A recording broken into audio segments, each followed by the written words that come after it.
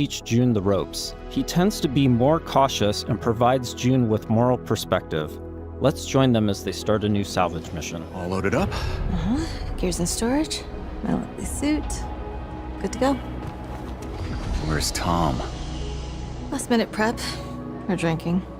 Probably both. Does he do that often? Drinking right before a job? Man's got his vices, but he gets shit done, okay? Nothing else to say. Good. You made it. Let's hop on. Throughout your journey, you'll team up with a diverse crew of companions, like Salt, an awakened octopus. We got your back, June. You too, Salt. Not necessary. If you die, I leave. Contract void. Wow. You don't mince words, do you? It's an Octo thing. You'll get used to it. All right. Time to move out. You'll also meet other interesting characters, like the mysterious CC Orlev, voiced by Matthew McConaughey. Howdy, friend. Strange times we find ourselves in. Named CC Orlev. In this scene, CC helps out June by giving him a recycler upgrade.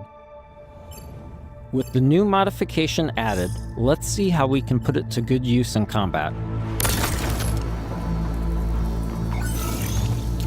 June, what's it look like in there? A lot of mercs. But I think I can thin a few of them out without being seen. We got your back, June. Things go bad, we'll kick in that door and come running. How you engage the enemy is up to you. In this encounter, June has to deal with a deadly turret, along with Lycan, the leader of the Fire Eaters. He's heavily protected, and things could get out of hand quick. Let's use this new recycler mod to stealthily take out some enemies and make things a bit easier. Most of you bitching about the way I'm running things now. You whining bitches better fall in line, or I'll start taking fingers. Next, let's use the scramble cloak to sneak up on some enemies. Lothar was a shit leader. No vision, no discipline. We're going to do things different now that I'm in charge. First step, cutting out the deadwood. You all better start earning your keep. This turret is protected with heavy armor. Let's toss a thruster grenade to deal massive damage.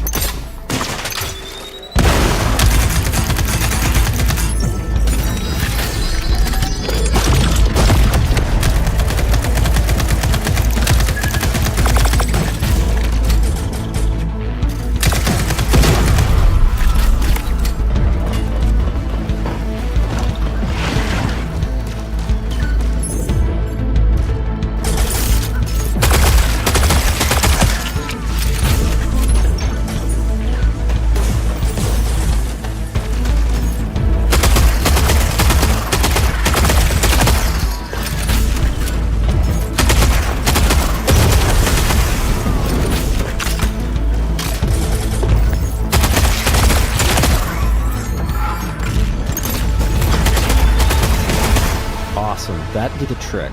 We now catch up to the team having made it to the salvage. However, rival mercenaries have already staked their claim. Gotta hand it to you. Never thought you pricks would make it this far. Too bad you reached the end of the road. Just getting it started! Making it past your friends was a breeze! I hope you're more of a challenge! We've got control of the auto cannon. How's that for a challenge? Okay, that is going to be difficult. June and team have managed to push through the enemy defenses to the control room and now face a pivotal choice. June, time to do your thing. I'm in. Taking the guns offline now. Wait. This is a control room, right? Should be a way to open the airlock doors. Blast all those damn mercs out into space in one shot. Whoa, hold on. There could be dock workers and maintenance crew in there. We can't just vent the airlock. Fuck that! We're gonna walk up there to verify who's a merc and who's a zealot dock worker who might just kill us on sight anyway?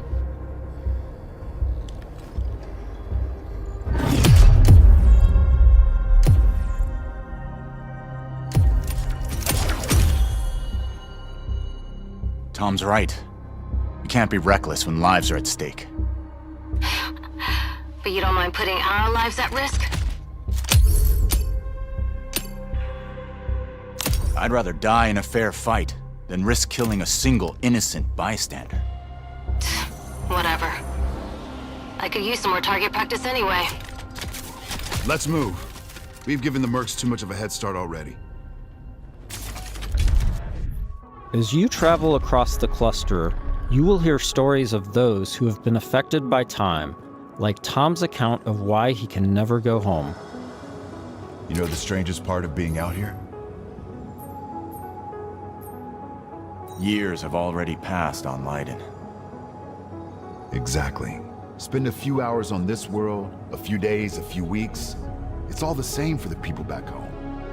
In between missions, you'll journey back to Persepolis, your primary hub and a major city on Leiden for both humans and Awakened.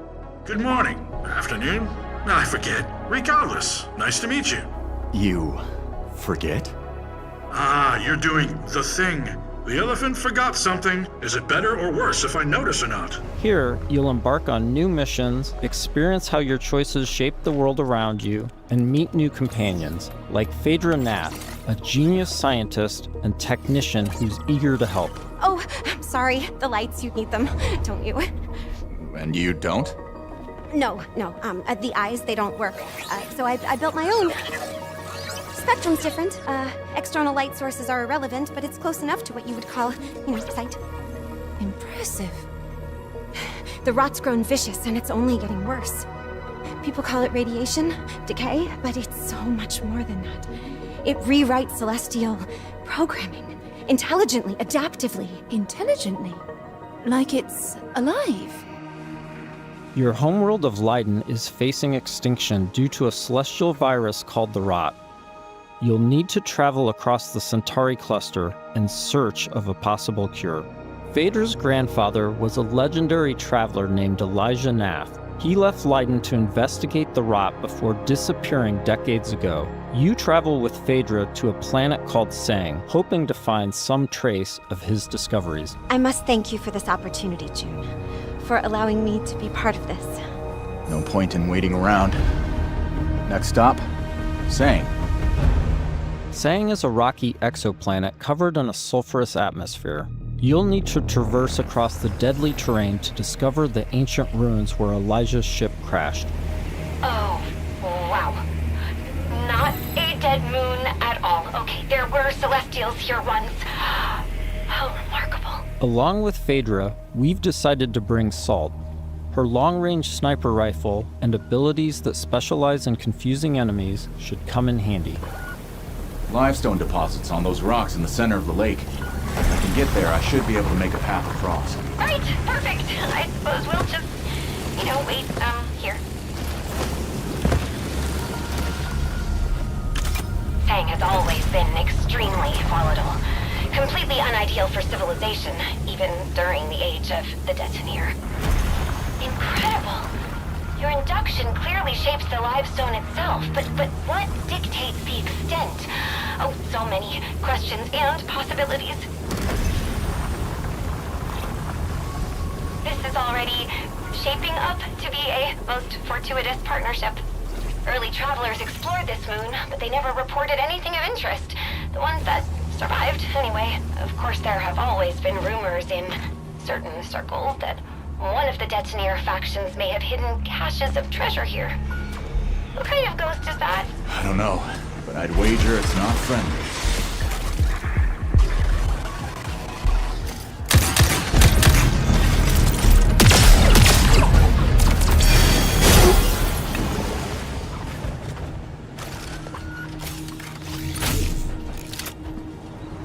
The number of ghosts is not decreasing.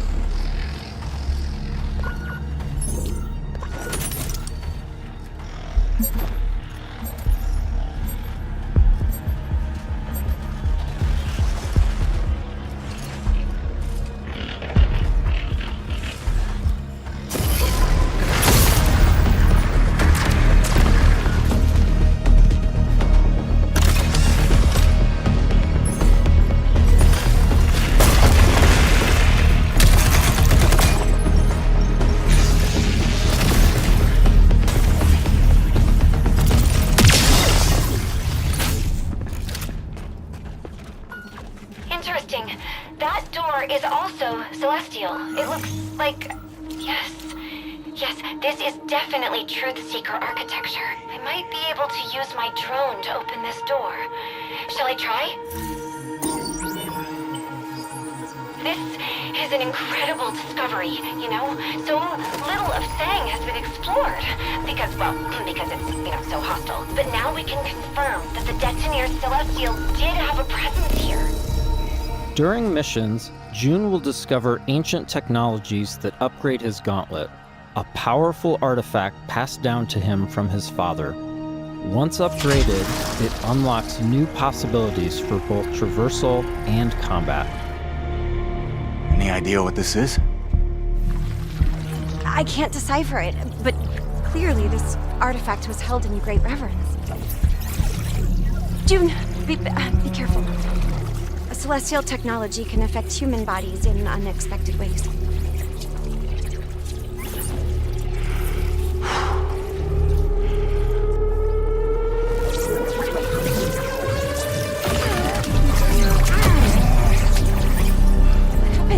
Are you all right?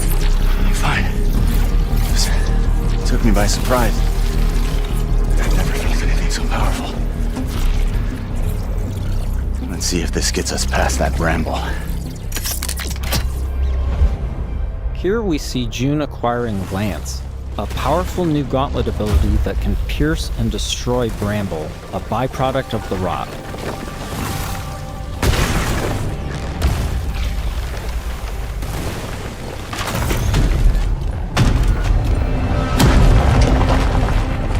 After pushing deeper into Sang, they learn a shocking truth. Phaedra's grandfather is still alive and guarding a terrible secret. You were warned. I told you to turn back. I told you there was nothing here for you but death. You've seen too much now. Stupid, stubborn children. Elijah has unleashed a corrupted and extremely powerful war machine on the team.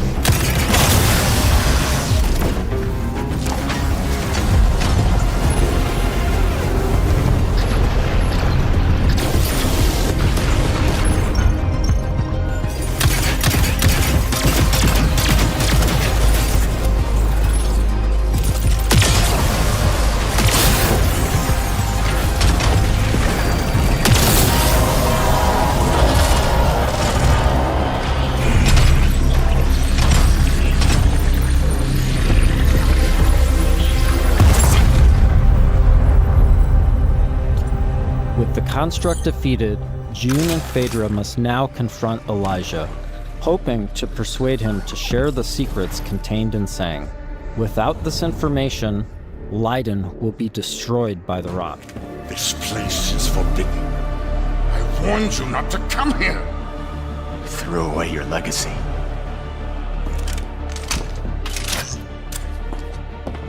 Phaedra! Elijah, please. Whatever you are afraid of, the answer isn't more bloodshed. I need a promise. A solemn oath. I cannot stop you from claiming the secrets of this world. But my dynasty will be no part of this. Elijah, what are you doing? The Nath bloodline ends here, my child. With me, and with you. I will take our dynasty to the grave rather than allow it to fall to the sway of Orion's spawn. I don't want to kill you. Drop your weapon and this doesn't have to end in bloodshed. But my dynasty ends here.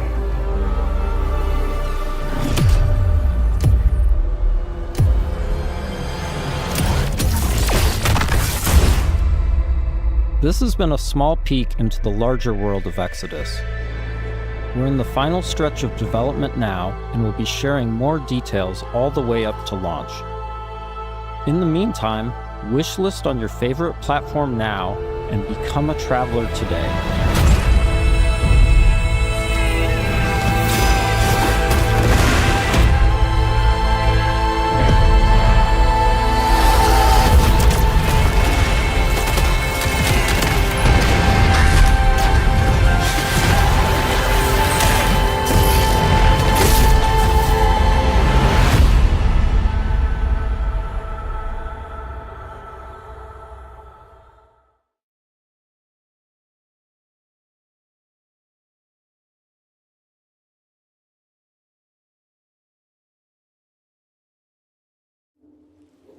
I ask you, do you want to come out of the darkness and become a pure nation? I ask you, are you ready for great changes under the guidance of a great leader? If you are, then wake up and open the door for the noble right. Wake up! Wake up! Wake up!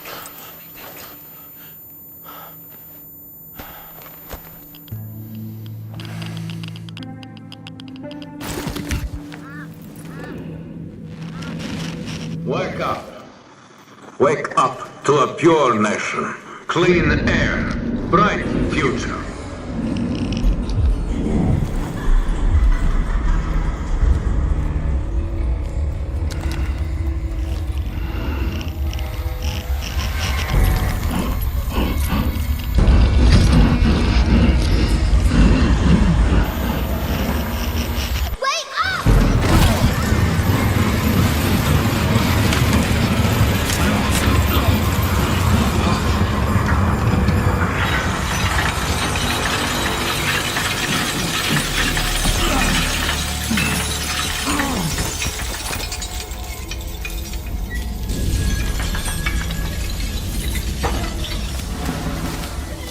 The noble right says comply. The people say aye. No!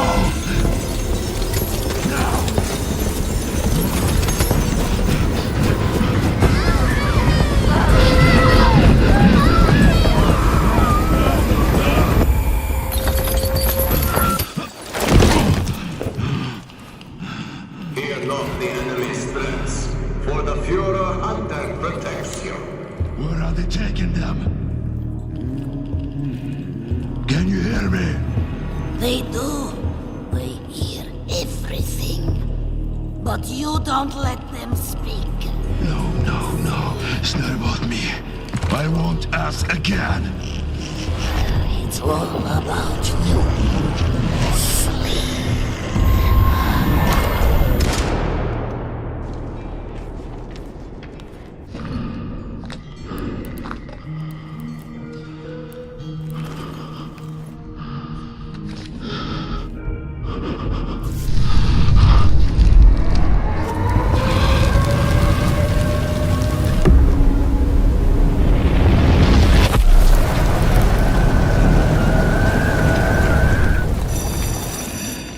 Together now, children.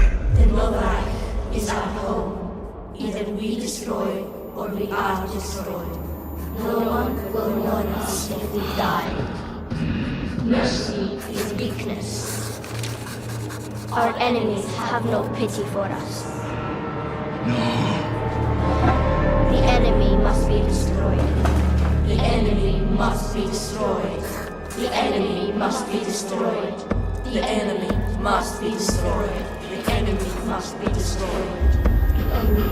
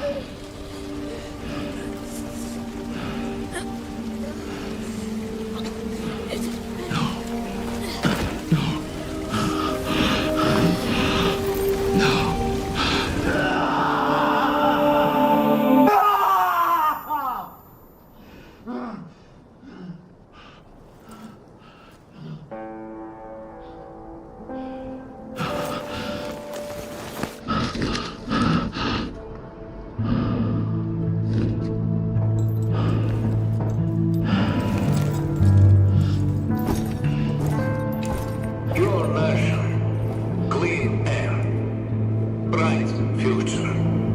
The Noble Reich is our home.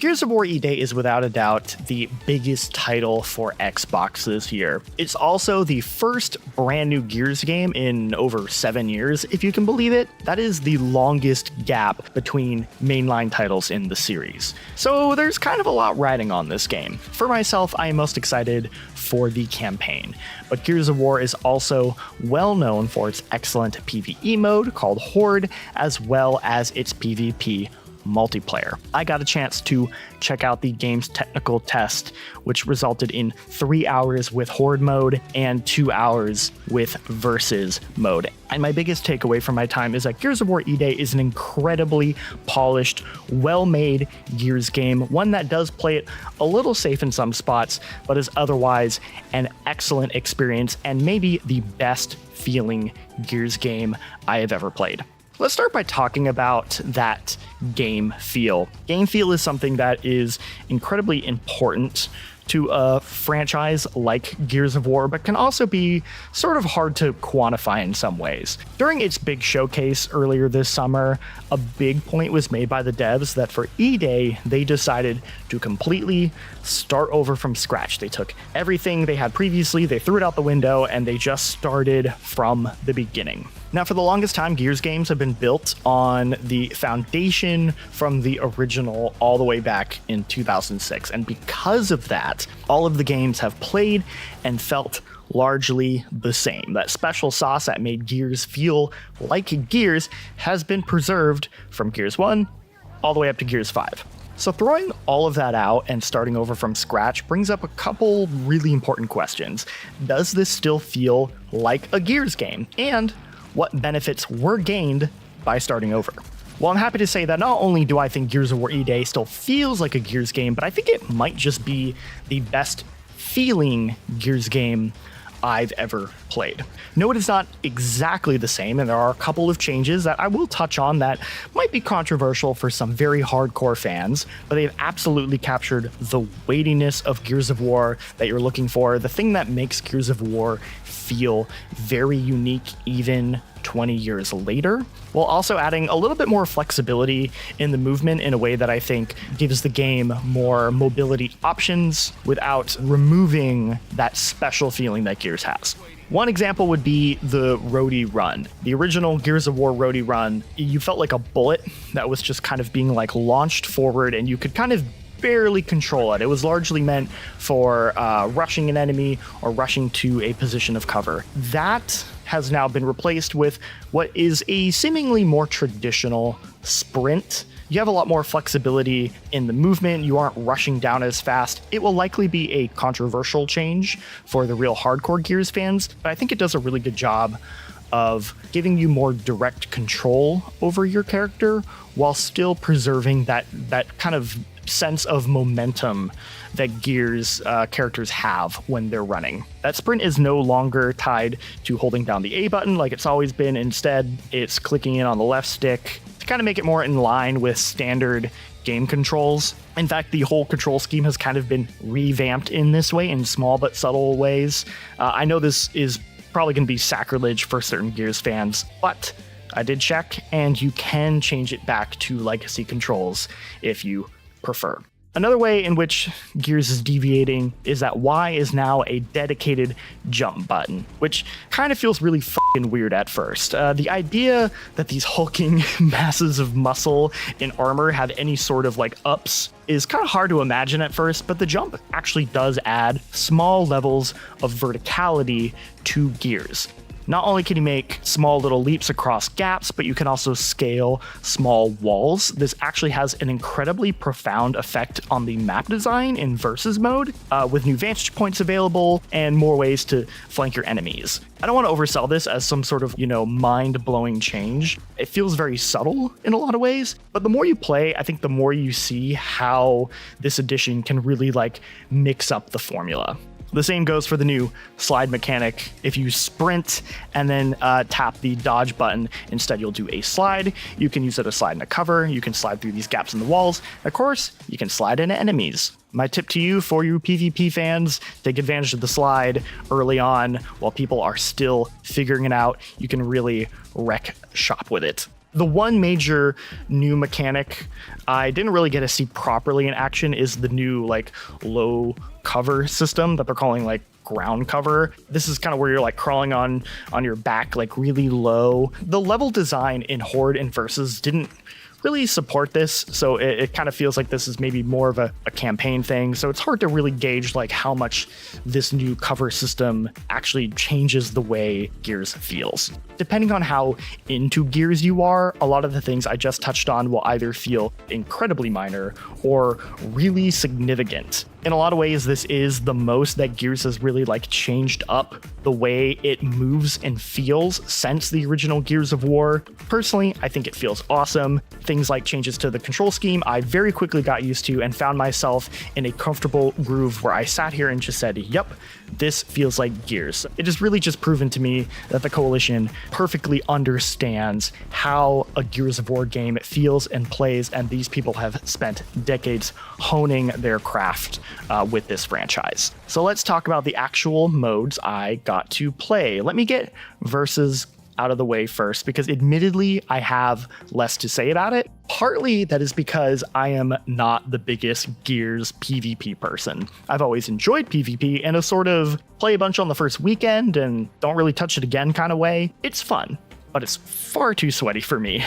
So transparently, I am not the person to break out the hardcore details of Gears PvP for you and break down all the little differences this one has versus 5. If that's what you're looking for, I'm sure there are plenty of excellent folks that got you covered. But the other reason I don't have much to say is because Versus itself seems fairly untouched based on this technical test. I got to experience classic 4v4 team deathmatch and conquest modes on 2 new maps, both of which felt very much like Gears maps, but with those small little additions to the new movement mechanics that I mentioned before. It was fun, it was sweaty, and the Nasher shotgun still reigns supreme.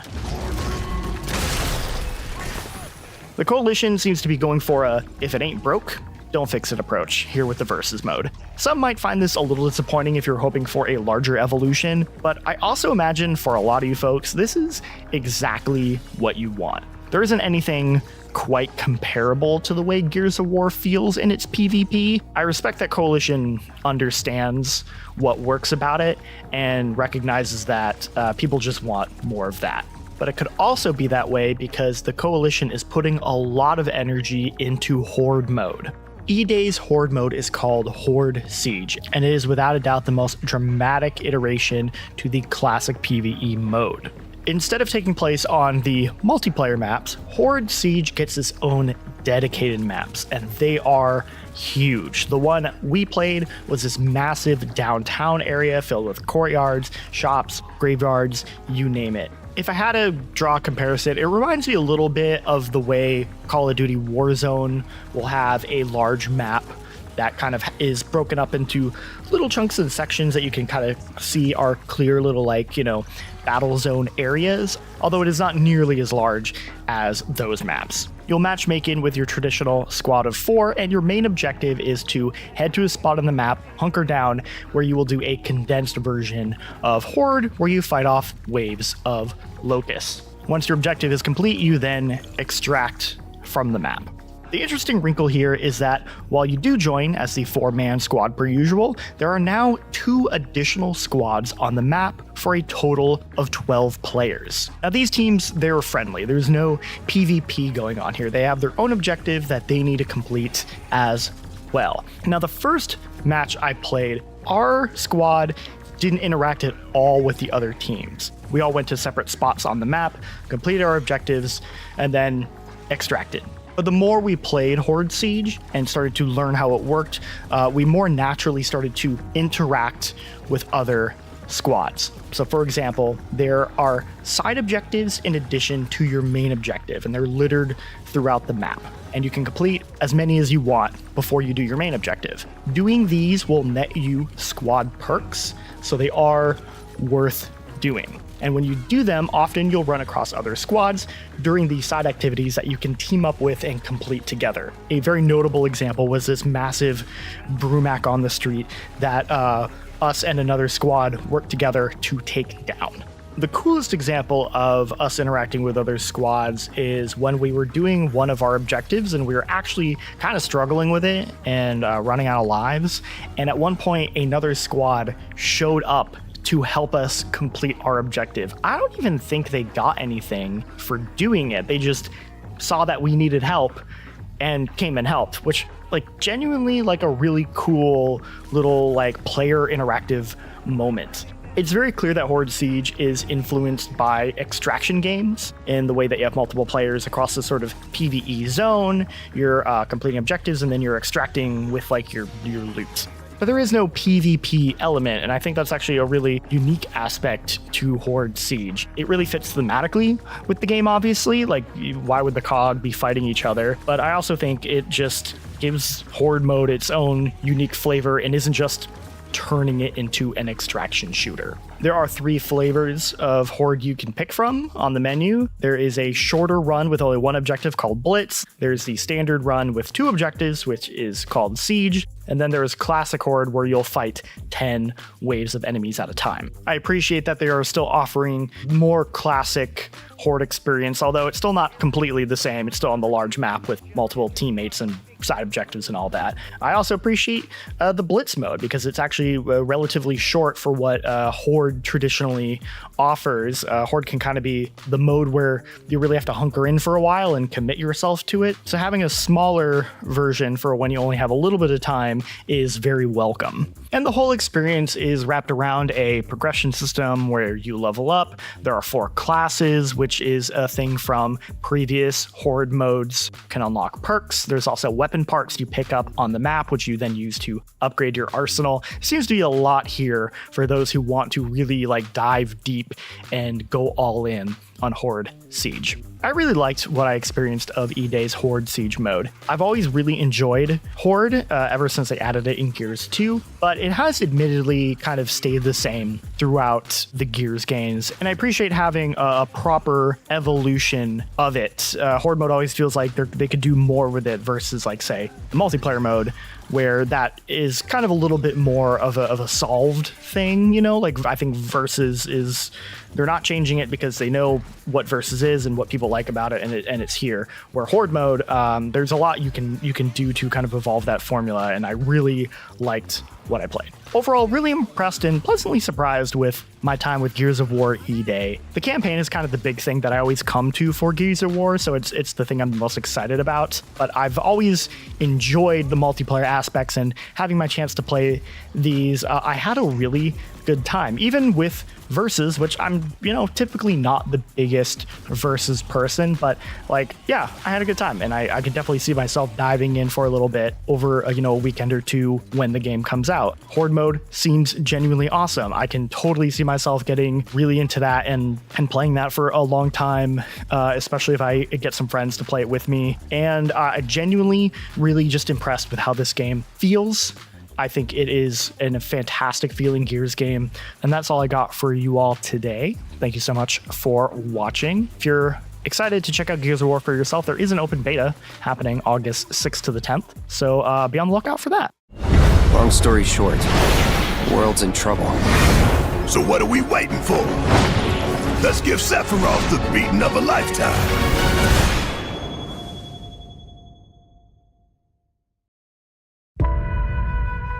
As we reunite with our heroes, the meteor looms in the skies above, a constant reminder of your mission and the grave threats you'll confront as you embark upon your journey and face the epic conclusion of the remake series. Aboard the Highwind, your very own airship and the pride of the Shinra fleet, you'll take to the skies and witness our most expansive open world yet. From the outskirts of Midgard, to the sun-drenched Medial Archipelago, to the warrior nation of Wutai. Simply pick a direction and set sail.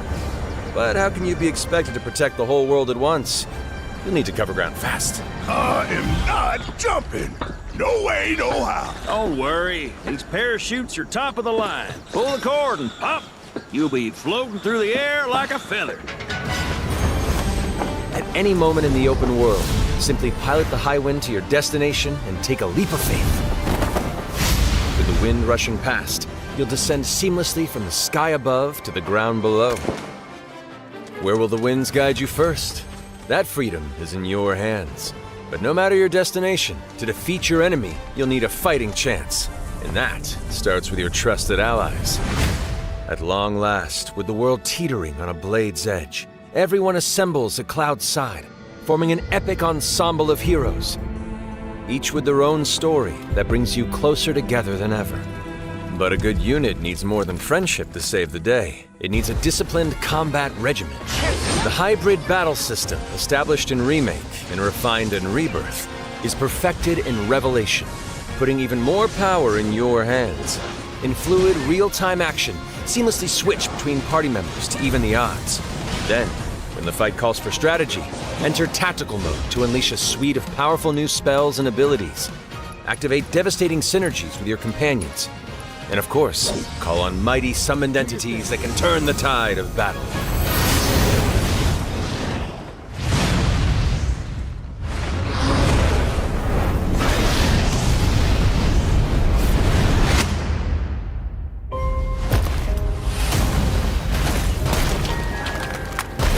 I won't return to my coffin until we've put Sephiroth in his. Vincent is a deft gunslinger, capable of delivering precise, high-yield shots. But there's more to this secretive former Turk than meets the eye. The result of experimentation at the hands of Shinra, Vincent can transform into the Galleon beast at the press of a button, gaining tremendous power while transformed.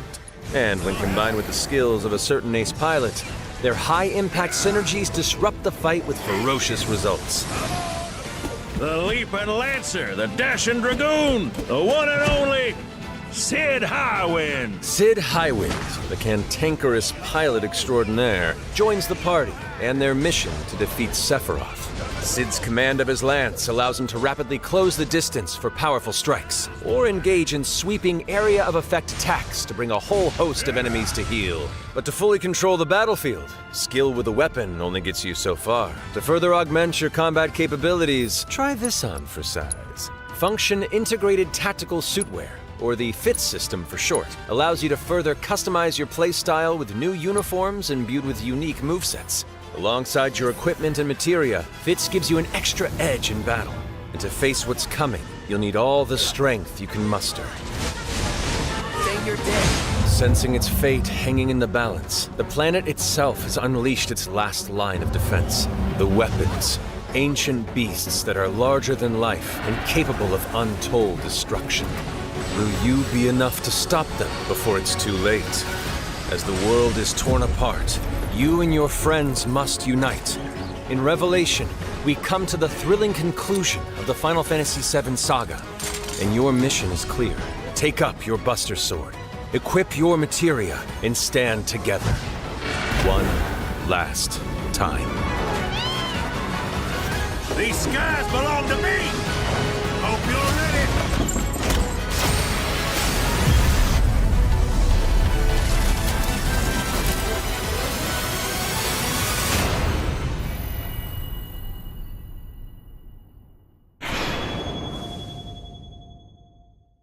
I got to play 3 hours of Silent Hill Townfall, and damn, I wish I wasn't asked to leave.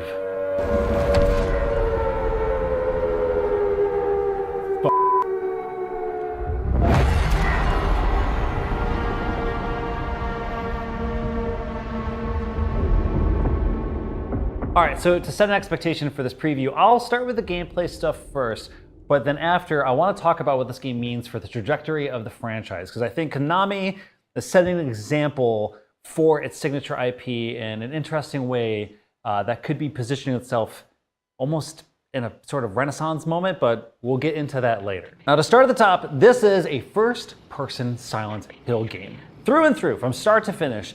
Silent Hill 4, The Room, had kind of dabbled with that, and then of course there was PT, but that was just a playable teaser for a game we will never get. But this is the first one that is going to be in first person, and was actually, according to John McKillen, the writer and director who I got to chat with, was the intention from day one of its development. They as a team had decided right from the start this was going to be first person, and another interesting thing they decided on is that they intend the game to be played in 21:1 aspect ratio.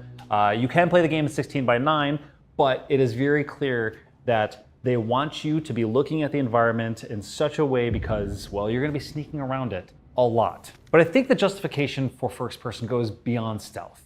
Because I think it is vital for taking in this world, absorbing it, and looking at every single detail. Because this world is so detailed, with every single nook and cranny telling a story of its own. Let's back up a bit. You play as Simon, an American who washes up on the shores of St. Amelia, a harbor town in Scotland. Silent Hill F before it, this Silent Hill does not take place in America or does not center around the titular town of Silent Hill. Instead, it looks like these games are using Silent Hill as a playground to tell psychological horror stories rather than being positioned in the American culture, which I think is probably better because, one, Silent Hill F was not developed by a Western team. It was developed by a Chinese studio, but written by a Japanese writer, and Screenburn Interactive, who's developing Silent Hill Townfall, is a Scottish developer. And considering the last time Konami gave the keys to developers around the world to develop games like Silent Hill Homecoming or Silent Hill Downpour or Origins or Shattered Memories, some of those, didn't go all that well. Maybe tried a little too hard on focusing on the iconography rather than just telling a good story, but that's just me. Anyways, back to first person. This St. Amelia wants you to see it. Screenburn Interactive feels like every single little thing, every single little detail they put in it, every single sign. I was reading apartment listings, missing cat posters, events that were happening around town. Every single storefront had a story to tell, whether it was closure signs and everything must go sales, to even like the hours of operations and like the musicians who play there on certain nights. Like, this is a world that wants you to see it, wants you to breathe in its salty ocean air. And I feel like it can only really be done by using this first person perspective. But that isn't the only thing, because you also have the CRTV, which is the standout feature and probably the tool that is going to be, that anchors this entire experience. Now, the CRTV, which it's branded as, is basically a play on the Sony Watchmen series that started in the 80s and through to the 90s. It's a portable FM, AM radio, and also a little TV to take with you. This device can only really work in first person, to have it in your face at all times, because you are going to be using it a lot.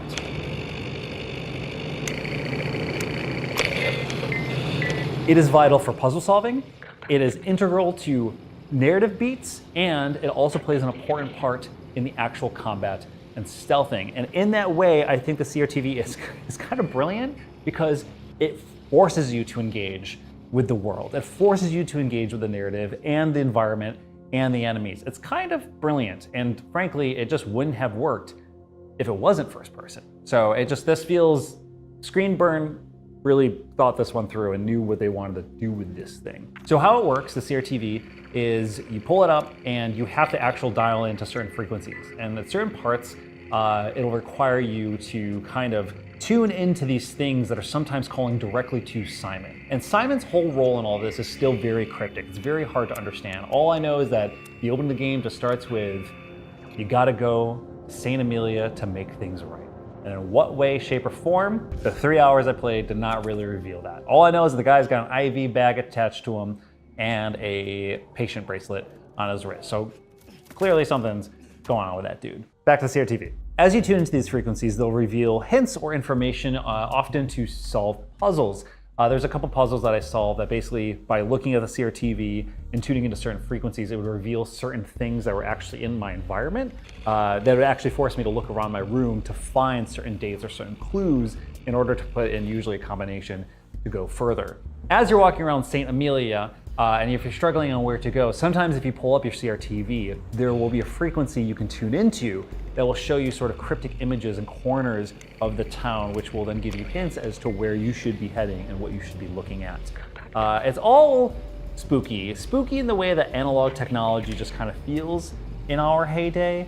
In a moment in time in which, you know, everything's at your fingertips, but when you're using this sort of device that is 30 years old and hanging on with duct tape and wires and you're not really sure how the thing works. It's just, I don't know, analog tech, even though I grew up with it, it's effective. Anyways, and the sort of last major thing the CRTV helps you with is identifying enemies around you. So when enemies are near, you can use your CRTV to identify certain enemies via frequencies. However, you have to switch between the frequencies to be able to see certain enemies. So you can't just see all the enemies around you at once. You have to hit one, use your CRTV that kind of shows you a silhouette that makes it easier to identify the monster through the fog and through walls, but there might be two more around the corner and you have to consistently switch between the frequencies to be able to do it. And let me tell you, it is a pure, unadulterated tension builder. When engaging with enemies, there's a lot of ways to tackle a situation. You can do melee, but melee is quite basic. It's usually just blocks and swings, and your weapons degrade and they break easily, and they're not that effective, and boy, do these monsters hit hard. You do get a gun, but as you would expect, you don't get many bullets, and Simon ain't really much of a marksman. Missing a shot sucks real bad in this game. It also, if you shoot a gun, you risk alarming other enemies to you, which is no bueno. You get bottles and bricks, which you can throw to distract, or you can toss them at a car, setting off its alarm, thus getting a monster to go that way.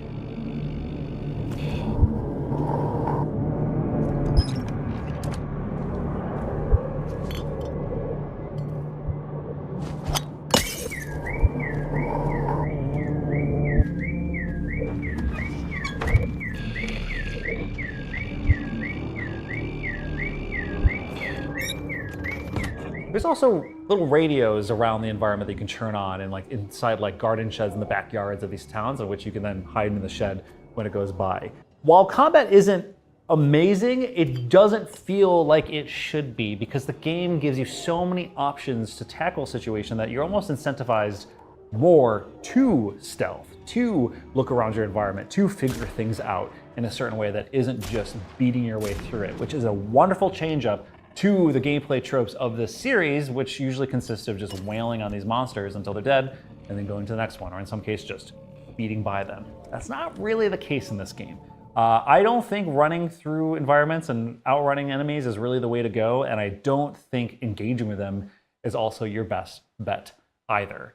But back to the tension building, because there were moments where I was hiding out while these near naked, girly, fleshy creatures wandered around, and I realized that my 2x4 was about to break. I only had 3 bullets, maybe I had a bottle, and all while having to kind of flip between frequencies. Every single moment kind of had me juggling and debating, deliberating with myself on how I was going to tackle any given situation, which is a sense of tension I haven't really felt in a Silent Hill before.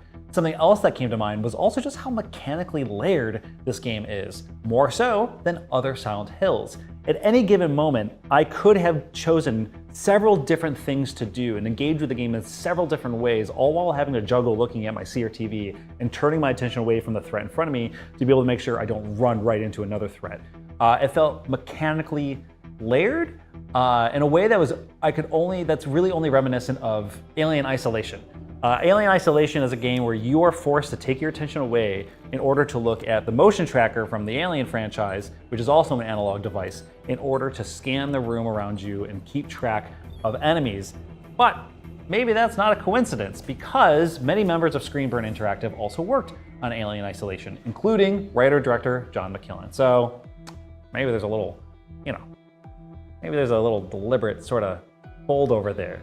The difference between Alien Isolation and Silent Hill, however, is Silent Hill Townfall takes that formula of Alien Isolation and kind of, like pushes it 3 steps further because you have to change frequencies, because you have so many more things to juggle, and enemies are spooky.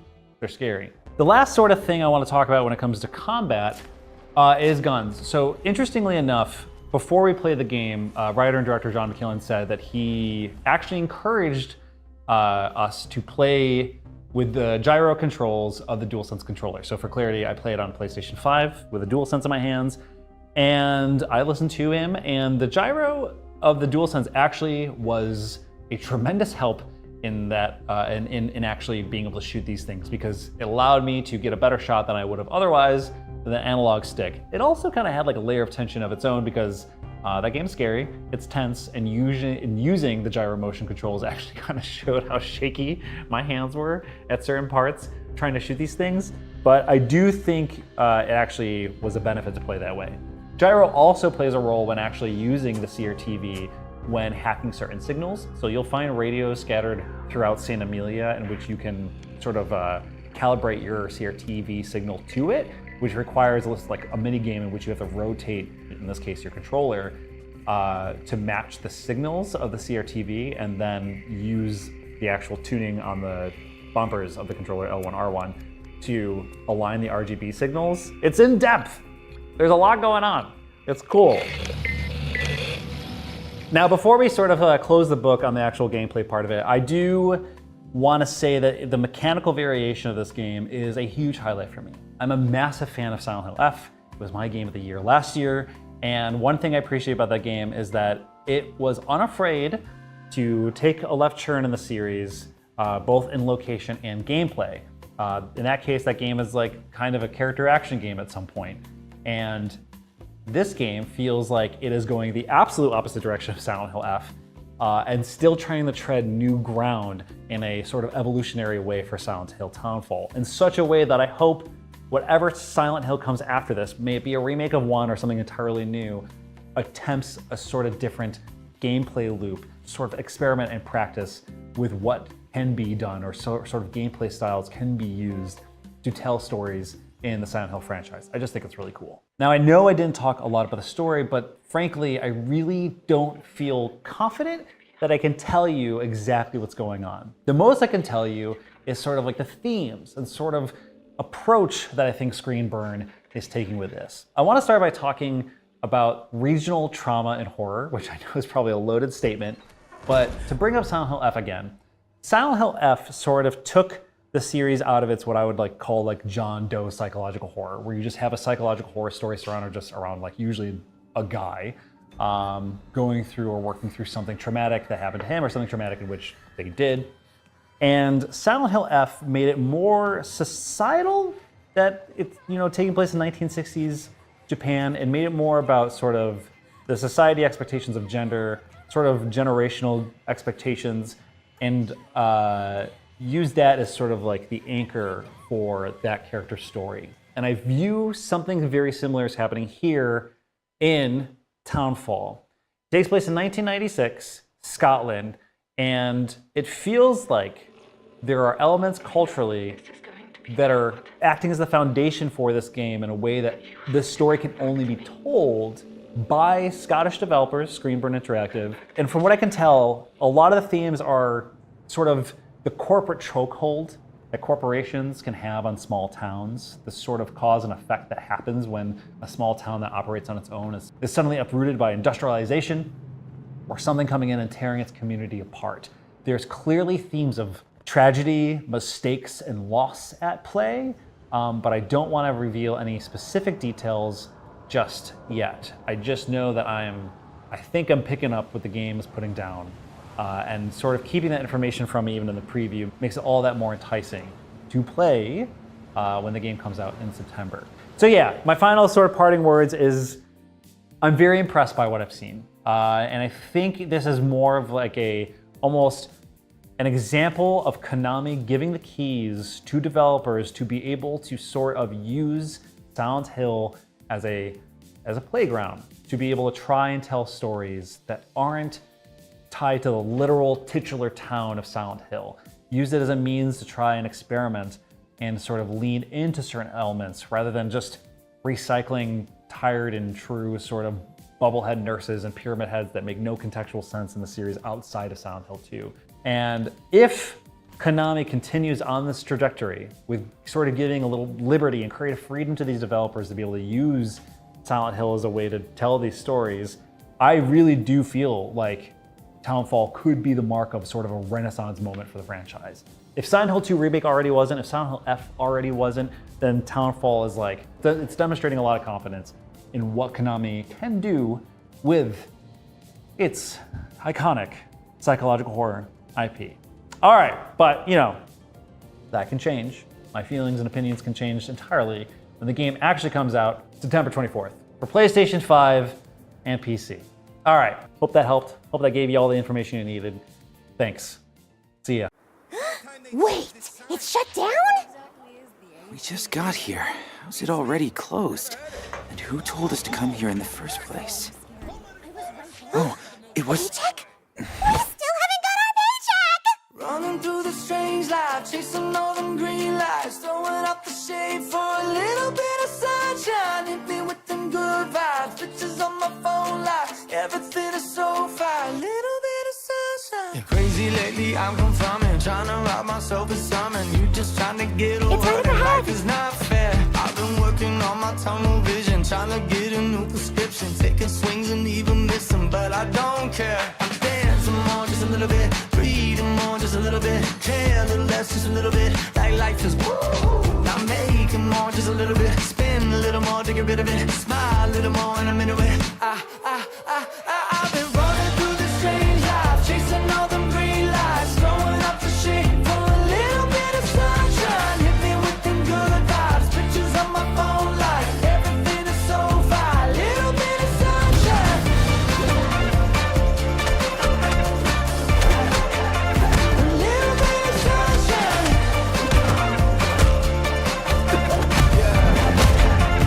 little bit of sunshine. Another day, another selfish moment. I've been feeling helpless, sick of seeing all the selfies. Now I don't care.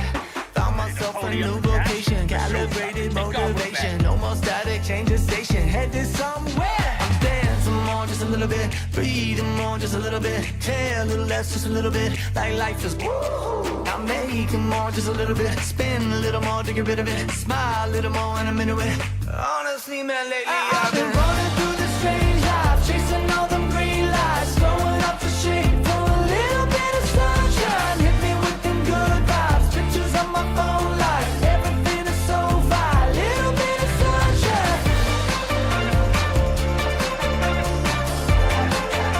A little bit of sunshine. A little bit of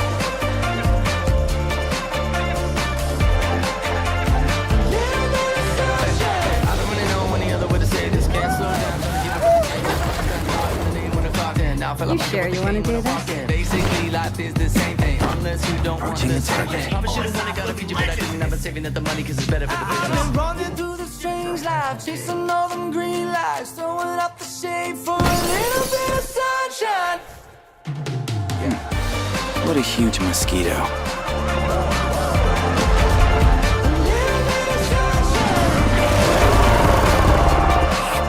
You want me to take that thing on? Guess I should go grab some help.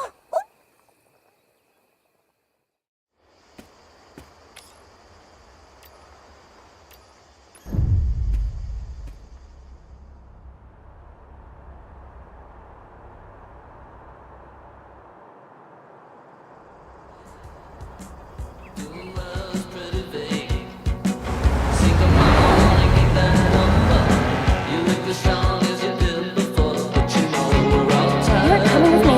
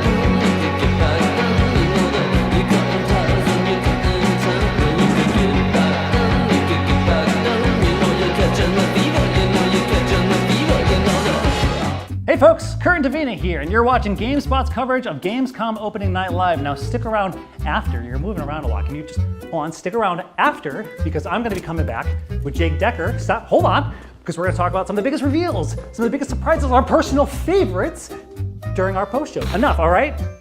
Okay, now you can go and watch Gamescom Opening Night Live. We'll come back after. Just stick around. Okay, whatever.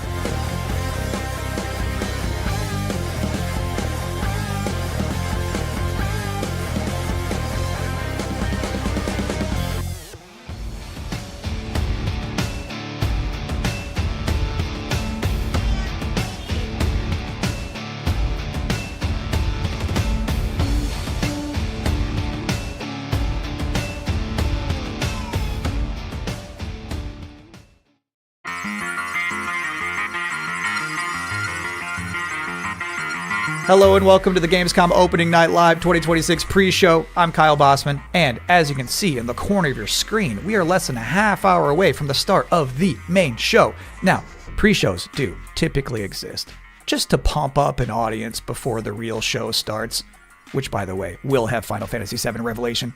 It will have Songs of the Past, the new Witcher 3 expansion, but the Gamescom Opening Night Live pre-show is special because it's stuffed with its own trailers and premieres. Enough that I'm saying it's basically a real show of its own. So, yes, please do be excited for the main show, Opening Night Live, coming in less than a half hour. But for now, here's a brand new game announcement. Welcome, loyal viewers, to the Emperor's 99th Intergalactic Gauntlet. The weapons are locked and loaded. The arenas are hot, hot, hot. And for one lucky team, the Emperor's prize awaits! Now, without further ado, let's meet the latest crop of carefully kidnapped contestants, abducted from across the galaxy. Ow. You don't actually have a choice, but maybe these highlights will change your mind. Order up! Take cover! Now get out there and fight. Our glorious Emperor will be watching.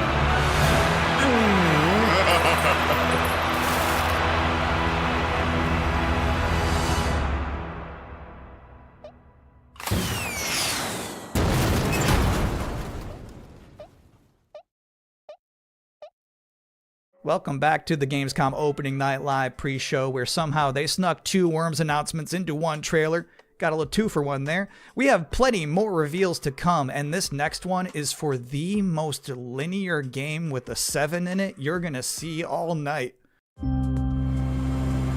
Some people ask, are we nearly there yet?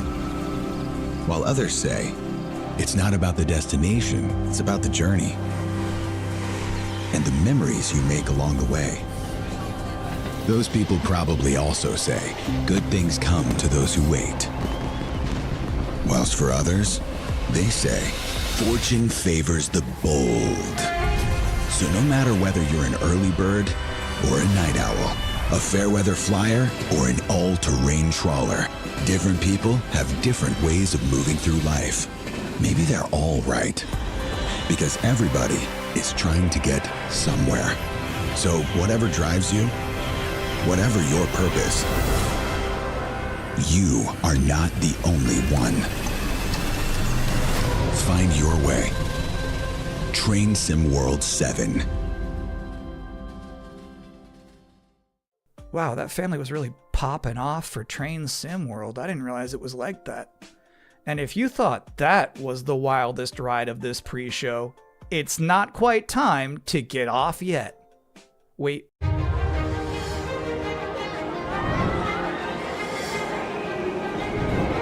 Congratulations!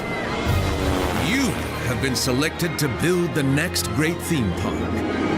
Are you ready to become a tycoon?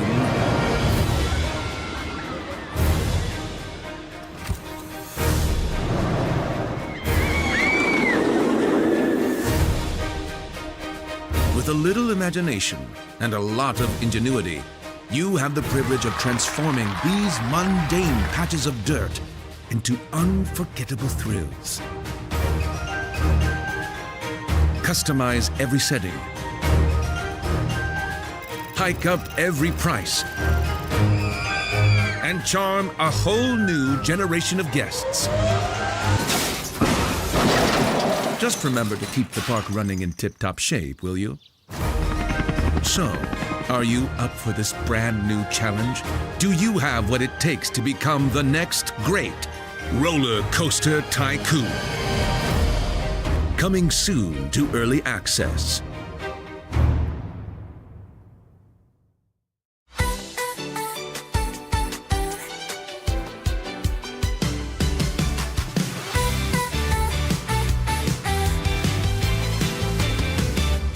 Something starts before we know.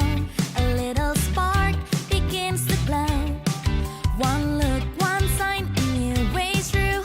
The world feels different next to you. Let it move, let it rise. Feel the rhythm, open wide. I need more twine with me, closer than a melody. When the moment feels just right, we shift, we shine, we come alive.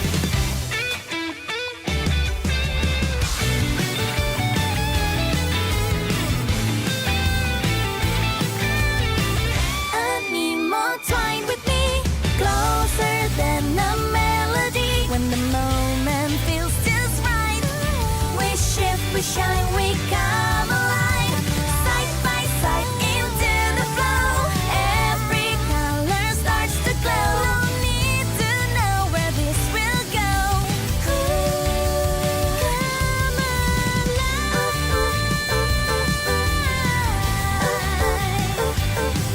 I need more.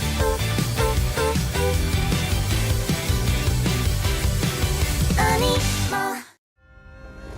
This world is sick. This is not living. We all die anyway, don't we? The goddess made me when sky and earth were one. She gave me life undying. How dare you steal it? You were born of dust. To dust you return. So why do you fight death? You had eternity, and you gave it up for what? 10,000 years I've sat in the dark, and I tell you this, immortality is a lie. Are you afraid? Better to die chasing the sun than to kneel! I used to believe no one would die. Then everything changed. And I got scared. Scared that no one would remember I was even here. I want to be remembered. Not for who I was, but for who I am. Welcome back, everyone. I'm a little upset at the moment because I was promised there would be no Bubsy in the pre-show this year, and yet there he was. How's this keep happening? But let's continue counting down to opening night live with more wall-to-wall trailers. So far, we've seen high-speed action. We've seen high-speed trains. We've seen Animo. So obviously at this point you're wondering, where are the horror games? Unfortunately, we don't have any this year.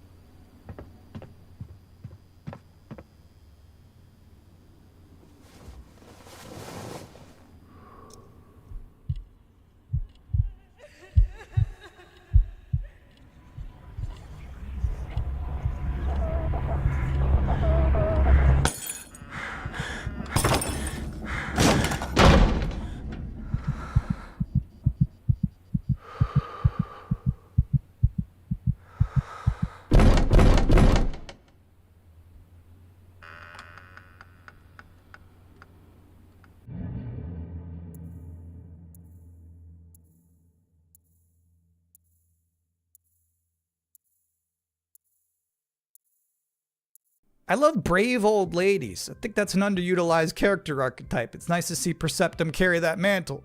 I'm just saying there's some grandmas who won't put up with ghosts. So it's empowering to be that kind of person.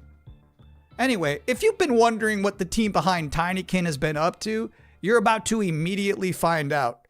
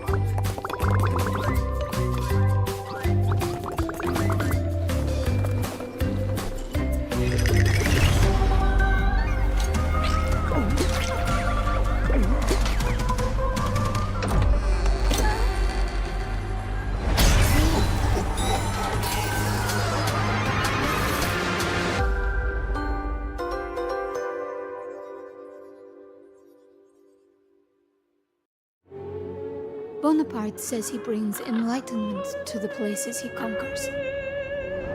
I know some of these faces. Friends, comrades. Now their eyes are hollow, empty.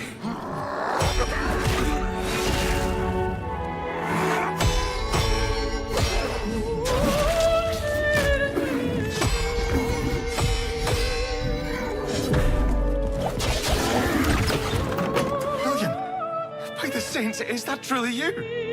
I'm worried, William. And with those things looming, don't know what they are, but they're not human. Not anymore. The flame, it magnifies what is strong and valuable, destroys or omits what is unnecessary. What will this thing do to me?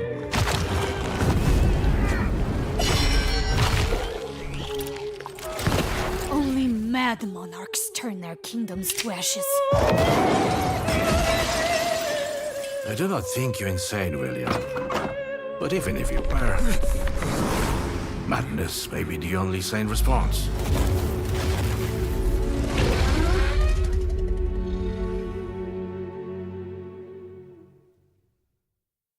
Tiger, tiger, burning bright in the forests of the night. What the hammer, what the chain? In what furnace was thy brain? Did he smile his work to see? Did he who made the lamb make thee? I looked it up because I was curious. All of that was from a poem called The Tiger by William Blake, published back in 1794. Which is crazy, because that's the first year they had a Gamescom. But back then it was just a bunch of silent trailers for Hopscotch and Knucklebones. Now, another brand new game announcement. For years, these delightful stories have sparked inspiration for innovation. But the interpretations always fell short. Thankfully, I found a way to not only save them, but to make them even better. You'll have to fully immerse yourself within them. Be courageous. What the hell is that? And cunning. Does your puzzle have a stupid name too? You'll be introduced to friends. Yous may be ugly, but you sure can't fight! And foes. You just want tickets to my show! Wolves and den. You'll need to become resourceful. I don't know what your strategy is. And resilient. I also don't care. These stories will test you. And once you've fully experienced all my interpretations, you'll be ready for me. Oh, too good for me, are you? I'll have you know, I've been married hundreds of times to thousands of mimes. Sometimes I like when a trailer just shows you its final boss. They just said, hey, here's this evil long-haired nerd. You gotta stop this guy. Mission accepted. Hey, welcome to the Gamescom Opening Night Live pre-show, where I realize there's been a lot of debuts already to keep track of. You might be looking for some help just to remember all these titles to add to your wish list later. Well, I can't help you. I'm sorry, you're on your own. All I have is more world premieres.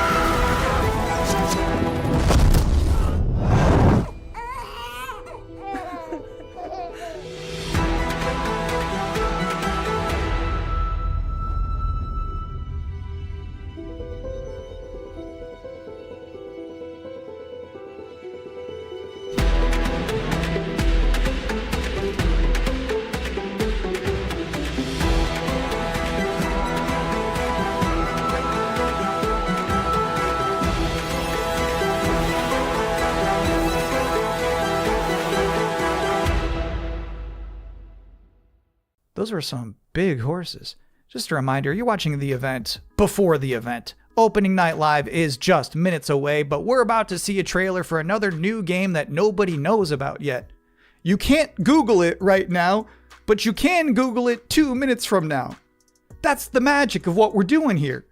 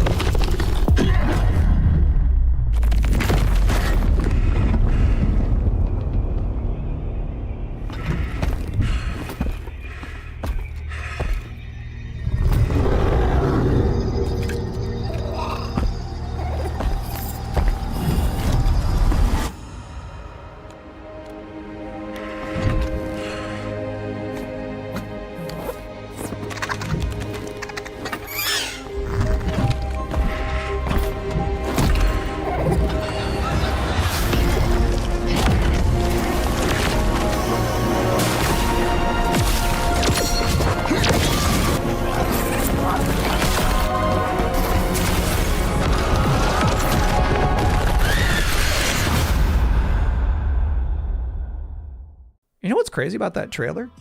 The little dragon companion never talked.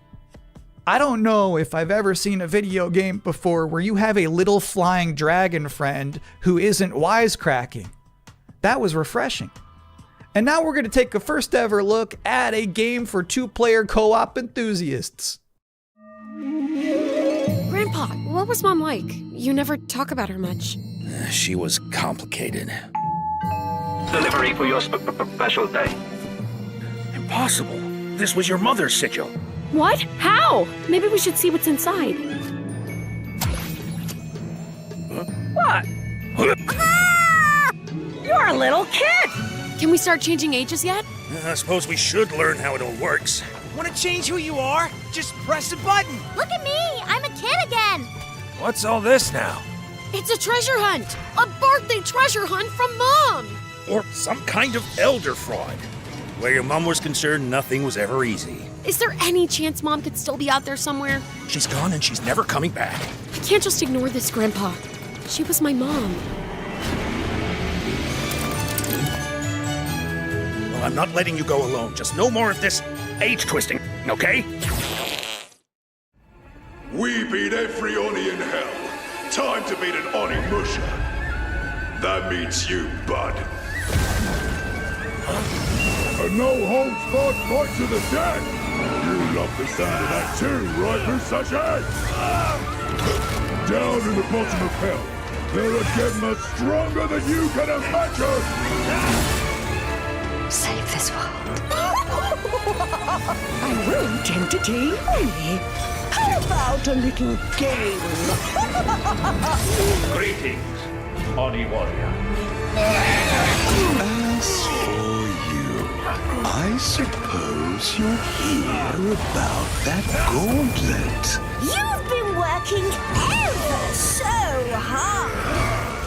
Alas, the time has come for the finale. I can tear you apart as many times as I like. You need some more time in hell. You don't belong in this world!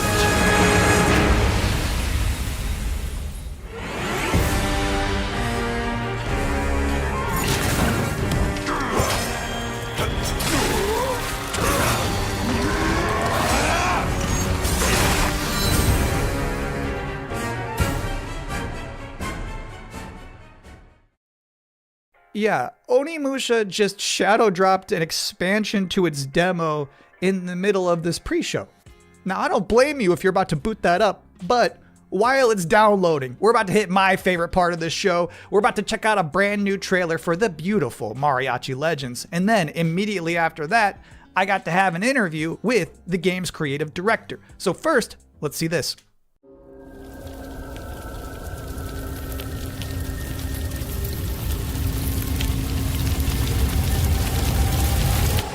Así me gusta, Pablo.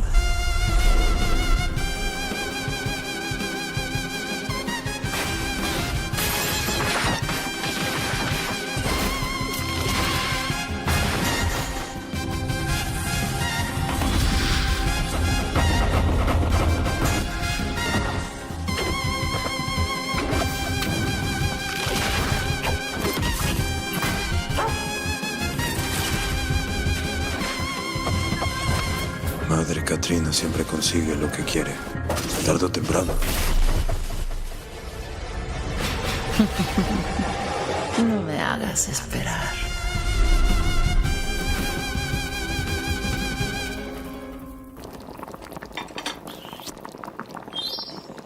And now's the part of the show where we are blessed with a guest. Joining us now, the creative director and composer of Mariachi Legends, Miguel Hasson. It's really nice to be here. Thank you for having me. What is Mariachi Legends, and where did this concept come from? Mariachi Legends is a pixel art Metroidvania, and it started with the realization that Alucard's suit is like 90% of a mariachi suit already. And so we started thinking about that Mexican vampire sort of idea, and we infused it with Aztec culture and Mexican culture. And so one thing led to another, and we have Mariachi Legends. Can you tell us one particular element of Mexican culture that you were excited to put into Mariachi Legends that you've never seen before in any other video game? My mom's from this town called Mascota here in Jalisco.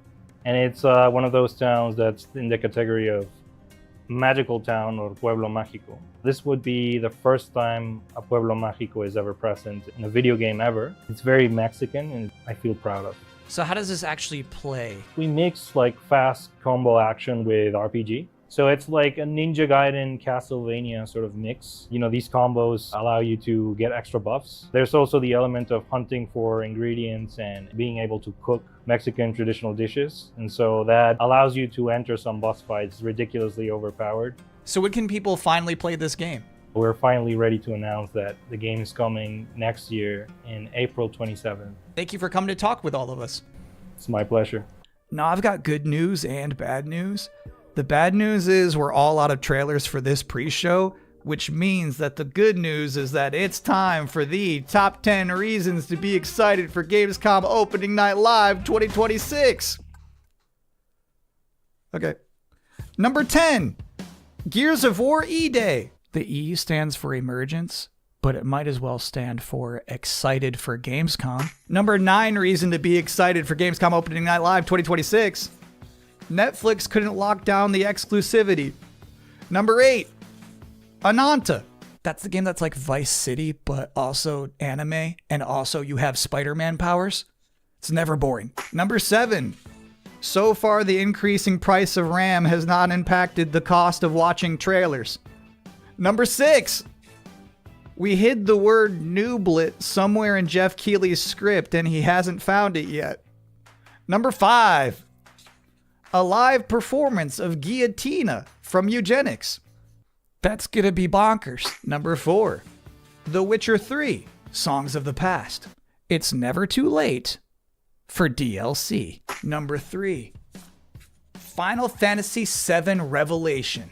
You know, I noticed they haven't shown a single second of Aerith gameplay yet. I think they're probably saving it for tonight. Number 2, as we helplessly trundle towards an all-digital future, manufactured traditions such as these have somehow become a rare remaining live space to share mutual enthusiasm for games. That one's not really a joke. Sometimes I just get sad about stuff. And the number 1 reason to be excited for Gamescom Opening Night Live is the pre-show is over. Oh, okay. No more waiting. No more anticipating. From this point forward, we'll be live in Cologne, Germany. Thanks for watching and enjoy the show.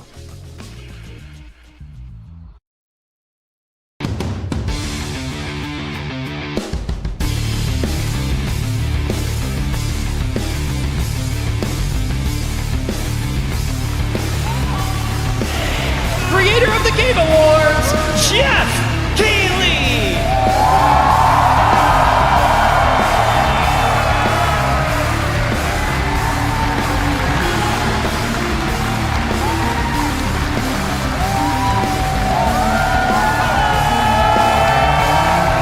Get ready! Guten Abend! Welcome to Gamescom! Yes! Are you guys ready for 2 hours of video game news and updates? Well, you've come to the right place. This is Gamescom Opening Night Live in Cologne, Germany at Cologne Messe. And the crowd this year, you guys are honestly the loudest I've ever heard you. The energy and hype is on another level. You guys are prepped and ready, and we got a lot of great stuff for you today. It feels great to be back, surrounded by over 5,000 fans at the biggest consumer video game event in the world. This week, more than 350,000 people are expected here at Gamescom, and tens of millions of more will watch live online around the world. We love you too. Well, you'll see if you love me by the end of the show, but yes, hopefully you will love me. When we started Opening Night Live in 2019, we didn't know what to expect. From the very beginning, you guys welcomed us. And year after year, this community has made us feel home here in Germany. This is, believe it or not, our 8th ONL, and we're so excited to bring you an amazing 2 hours of video games. Now, last year's ONL will always hold a very special place in my heart because it was actually the final show of mine that my dad was able to watch. Immediately after the show, I actually had to cancel all my meetings here at Gamescom and flew back to New York to be with my dad during his final days. And sadly, as you may know, he passed away just a few days after Gamescom last year. But from his hospital bed, he did watch last year's show, and he saw all of you, and he knew how much this stage and this community meant to me. So standing here with you tonight means more than I can really express. I know he would be proud that we are back together, once again celebrating the creativity, passion, and people who make games the biggest form of entertainment in the world. So thank you for this moment, everybody.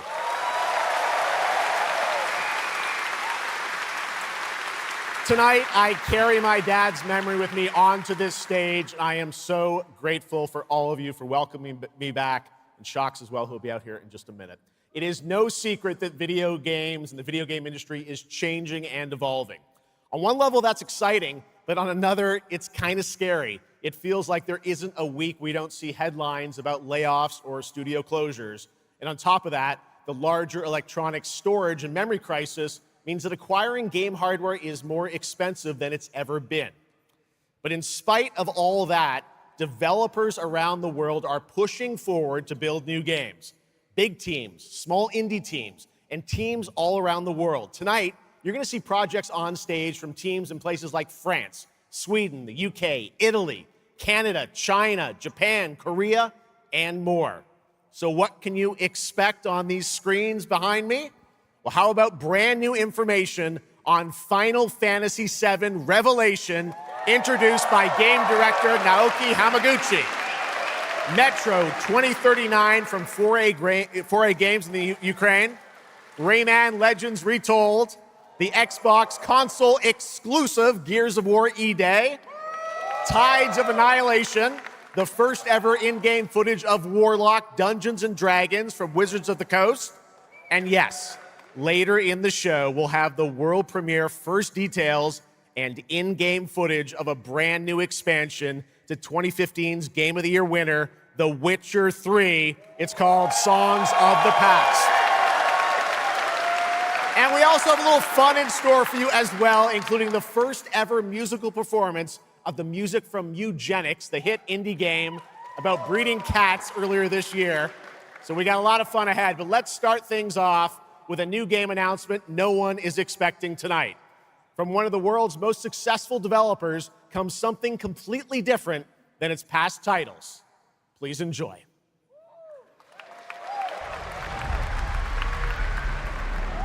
Whence came the first entanglement? None living may now tell. In its way, the floodwaters spread, weaving calamity. Upon the silken paths, malice took root. 10 suns rose on high. And so, as spoken of old, the weavers came forth, yet spoke not the cause of their coming. The waters have ebbed, and all must rise anew. Still, the wounds of old remain.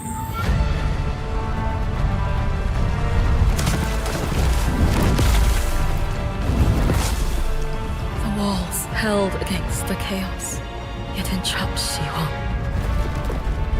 Blot out the Pyro Hill once more, and you'd still not quench a millennium of hatred.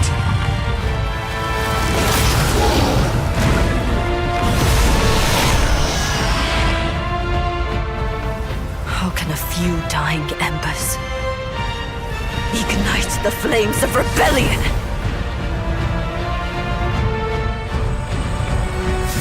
We are not of this land. Here it is not oaths, but lies that keep things whole.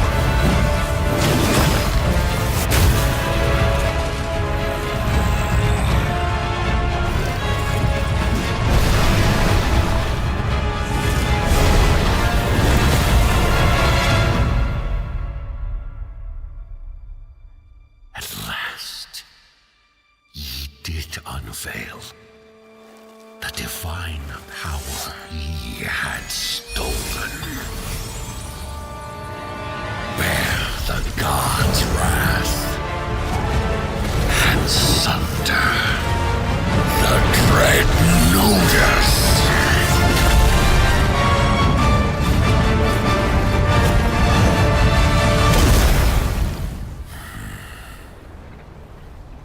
Came ye to reweave this world, or seek ye some other end?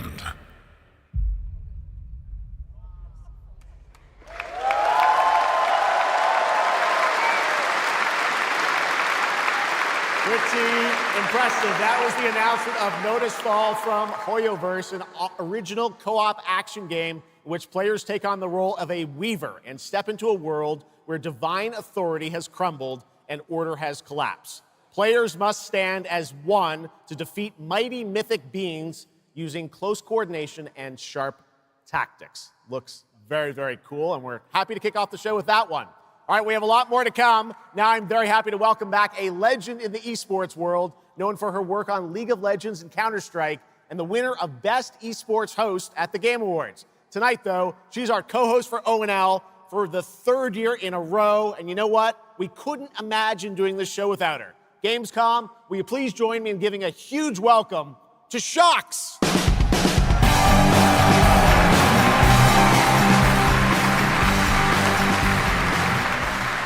Wow, thank you so much, Geoff. It is such an honor to be back here at Gamescom in my favorite city, I gotta say it, Cologne, and seeing all the fans around the world. Now, I cannot wait to see everyone's reactions to what we have in store tonight. And right now, I am very happy to share with you the global announcement of a brand new title in a very well-known franchise developed by Ubisoft Paris. This is Rainbow Six Tactics.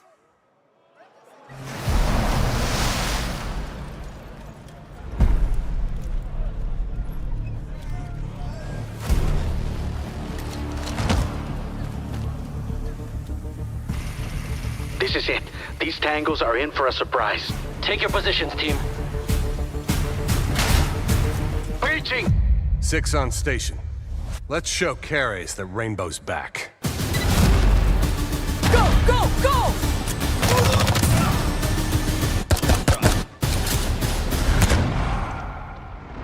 The people behind this, I have seen them before, and they must be planning something bigger.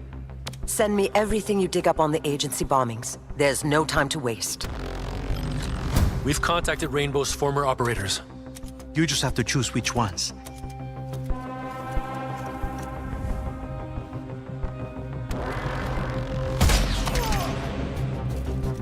On the floor, now!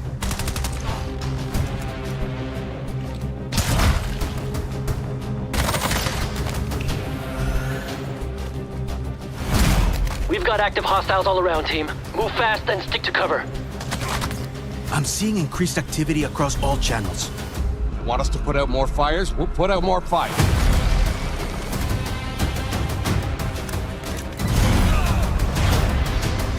On the floor, now!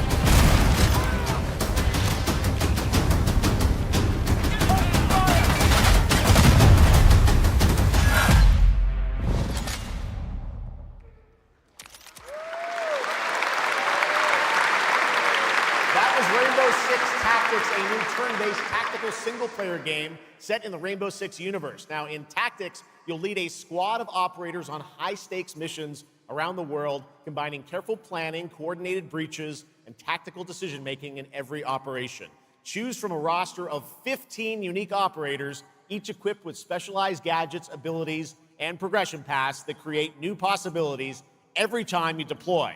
Rainbow Six Tactics launches in 2027. Okay, almost 20 years ago, Gears of War helped define a generation of Xbox. Tonight, we are returning to Emergence Day, the day that changed everything. Here at Opening Night Live, we have the world premiere of the campaign trailer for Gears of War E-Day, including the first look at the Locust leader behind the invasion. From the Coalition, here's Gears of War E-Day, an Xbox console exclusive, launching this October.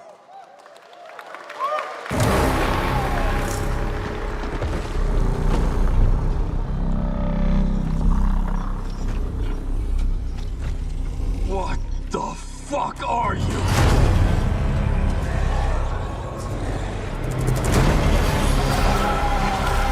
Scorch the city! Seize the surface! Bleed the ground walkers! Good to see a few more Gears made it through the night. You 4 belong to me now. Designation, Bravo Squad. No one knows what these things are or where they're coming from. This is more than an invasion. It's a fucking war. The reports are still coming in, but whatever this is, it's happening all over the city. Actual monsters are coming out of the ground and ripping my people apart. And those are my Gears out there holding the line. Fall back now! How do we hold a line against an enemy that can tunnel under? Oh, shit! We're Gears. We fight. We still have our people. If we can save them, we save Cologne. Loss prepares us for what's ahead. People we love die. We're the ones that keep fighting. Give him hell, Phoenix. That's the plan.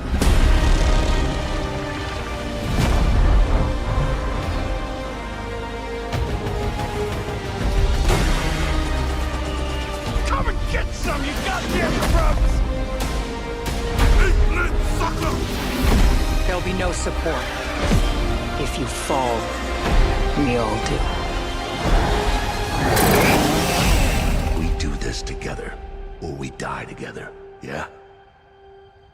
To the end.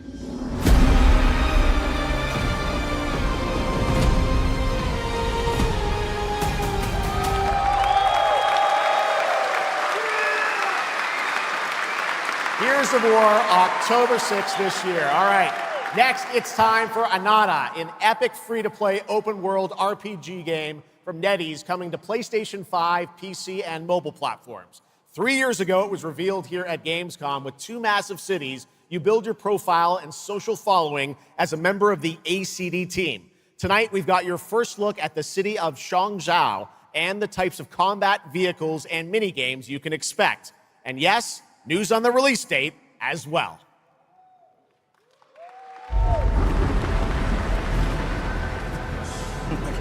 Any last wishes? Still have a mortgage, haven't tracked down my old man yet, still got a bad ticket home. I still got all these memes I haven't sent out yet. Whoa! It's a Nanta! Or it was. Let's go! We're about to make our mark at the ACD. ACD? Did they really just go belly up? I say you go viral first, then worry about rebuilding the ACD. Get big enough, and the old workers are sure to come back. What's next? Heat Master! What, Master? Master, you're so awesome. Heat Master? Heat Master. Who the hell came up with that name? Yeet Master. You're nothing more than a bad seed who slipped out of a nowhere town. Enjoy the party, my friend. This is not yours to take, outsider.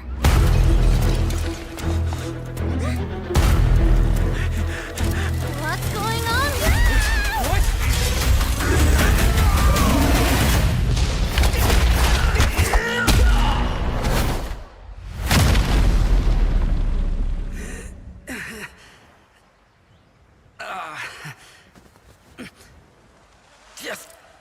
Just you wait. Where am I? Where do you think? Wait, I'm back home. There won't be traffic at this hour, will there? This is Chongshao. Take me with you to sniff out some martial arts masters and legendary weapons. You've been reading too many fantasy novels. What you seek is inside. Tourist spy? Only those who pass our trials may witness the Lingjing within. Huh? Can you take it? You bet. I've dragged entire subway. Okay, then.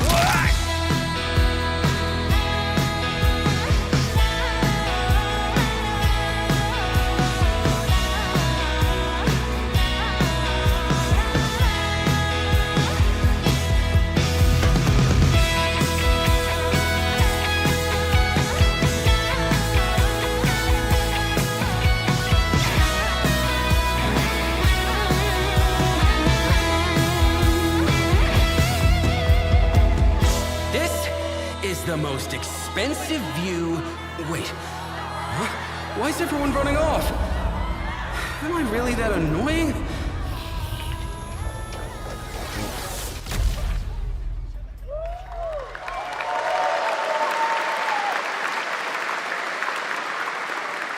Awesome. There you have it. Ananta comes out on January 15th, 2027. Now, we have so much more Gamescom Opening Night Live coming your way, including a new look at Final Fantasy VII Revelation. But yeah, I know you're waiting for it. But for now, here is a new look at Silent Hill Townfall. Yeah, coming in just a month's time from Konami, Annapurna, and Screenburn in the UK. Let's go.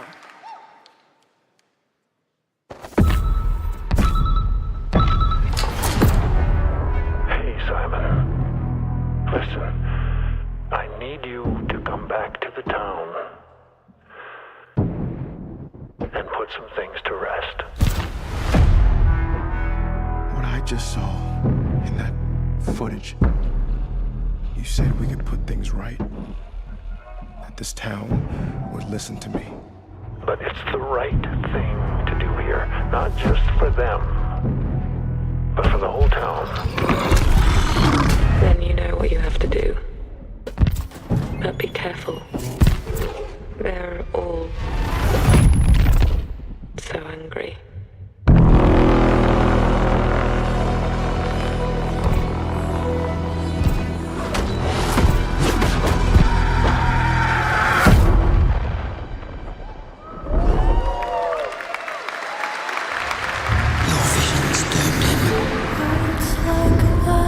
His death is your burden. Break the silence. I have to leave this island.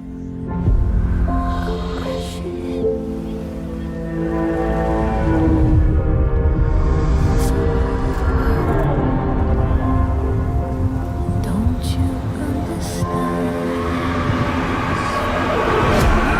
I should have known! You betrayed me! All I ever needed.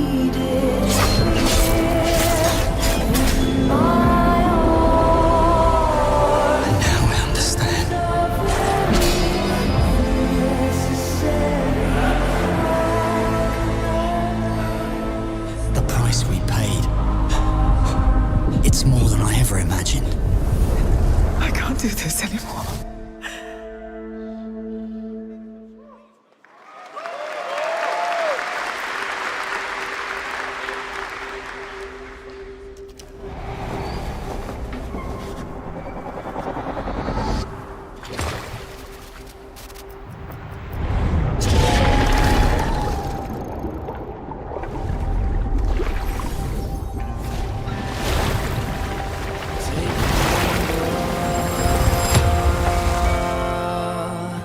Brave the gale.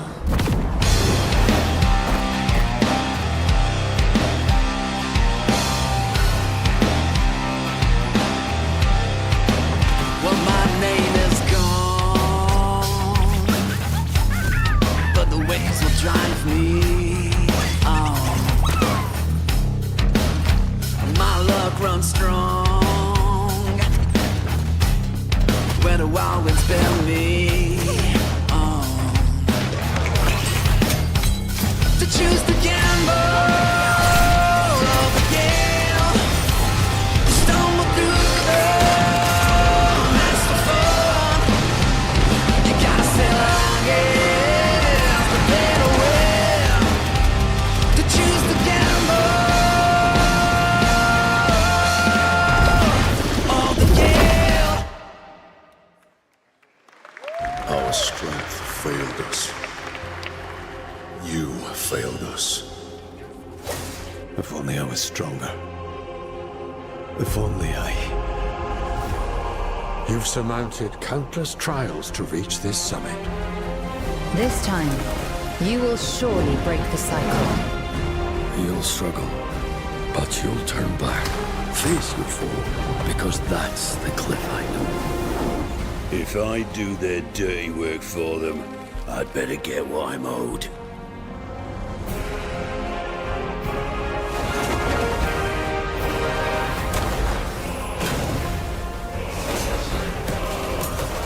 Even if the end is written, I will walk the full length of this path.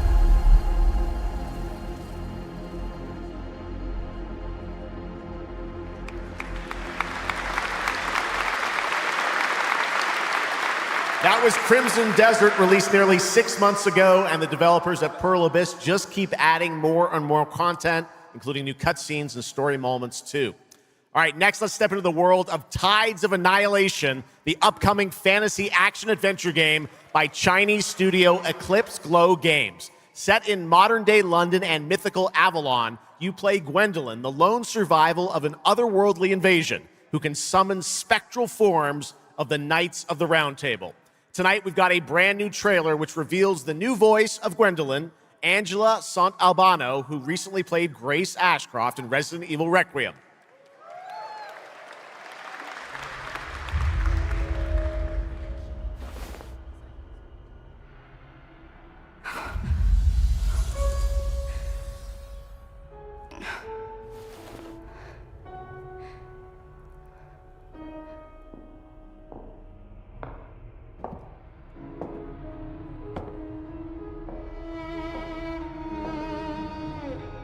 You have decided?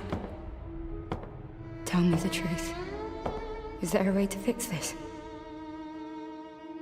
The fog has devoured your home, and now it is tearing Avalon apart. Arthur was the only one who could control the fog. Until you. Until me? I know not why you possess his powers, but if you wish to reclaim London, you must harness the fog. Use it to command your spectral knights. Guinevere.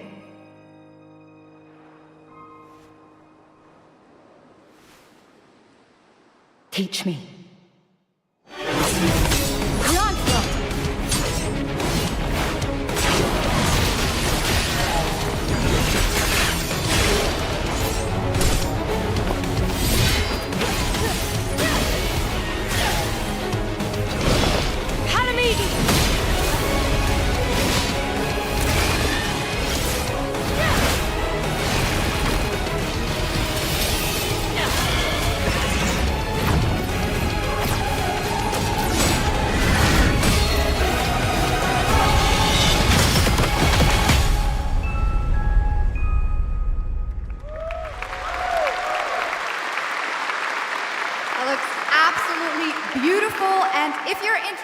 Wishlisting and learning more about any and all of the games featured at ONL, make sure to check out the Gamescom Steam page. And if you're anything like me, I'm sure you have tons on your wish list and in your cart, but a few more can't hurt, right? The Steam page is available now and being updated throughout the show as the titles are announced.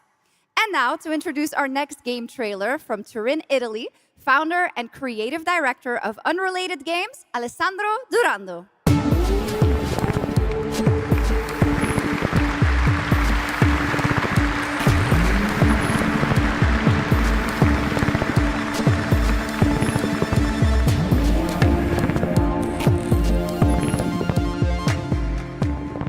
Thanks, Sjokz, and ciao Gamescom.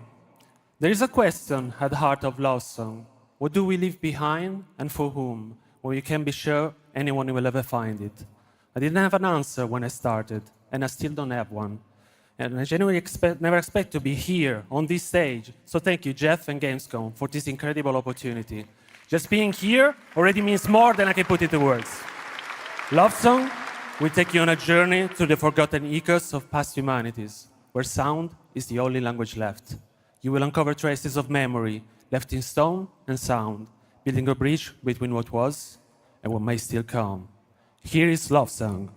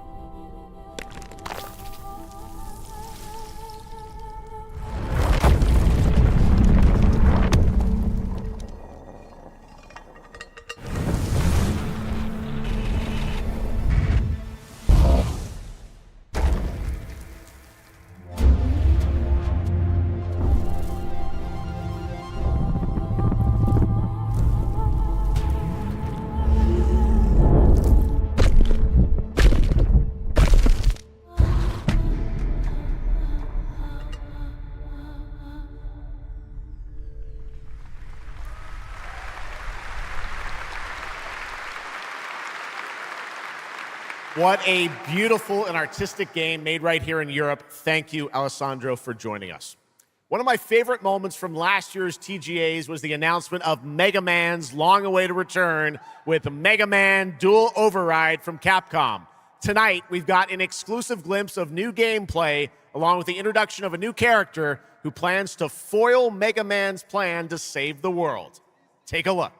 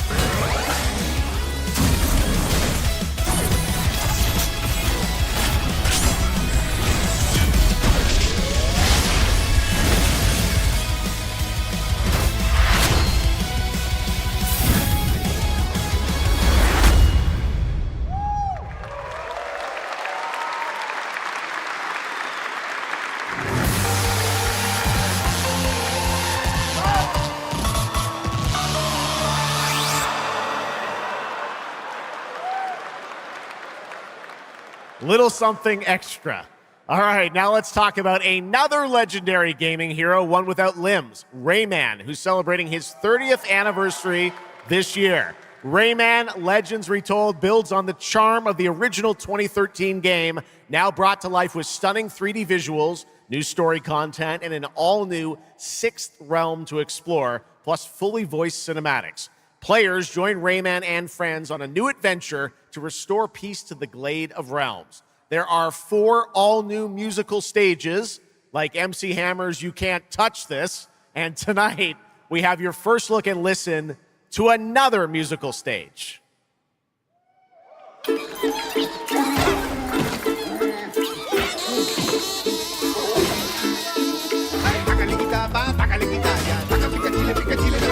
Dale alegría a tu cuerpo Macarena, que tu cuerpo para gozar y pasarla bien. Dale alegría a tu cuerpo Macarena, Macarena. Sácale cachapa, sácale raya, sácale raya, sácale gatita, sácale quitaya, pica pica chile, pica chile, le pitaya. ¡Ay, Macarena! Ay, tata yo ya tu cuerpo Macarena, esta que Macarena, Macarena, como que sapore que te pida.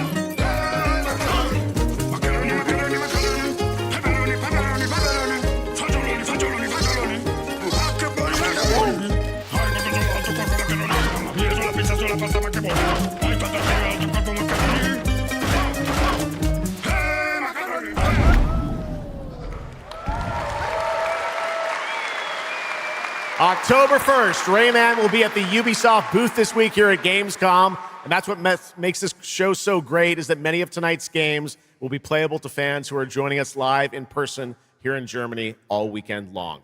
Still to come at ONL, the worldwide reveal of The Witcher 3's new expansion, Final Fantasy VII Revelation, and a performance of the music of Mugenics for the first time anywhere. It's time for our next announcement. The developers gave us a phrase to introduce this new IP, but none of the words apparently can be said on stage. So I guess let's just watch a trailer.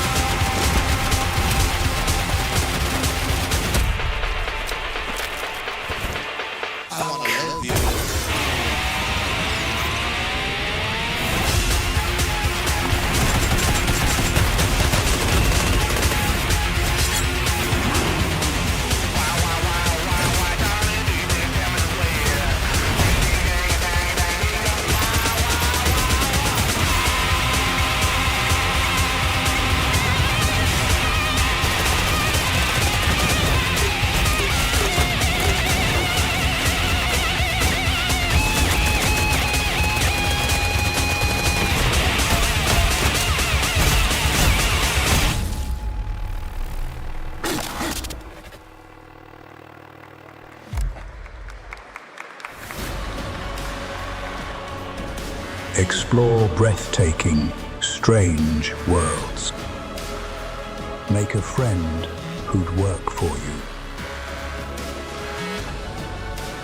And build your dream home together. You've changed, but that's okay. Once human, jump in today.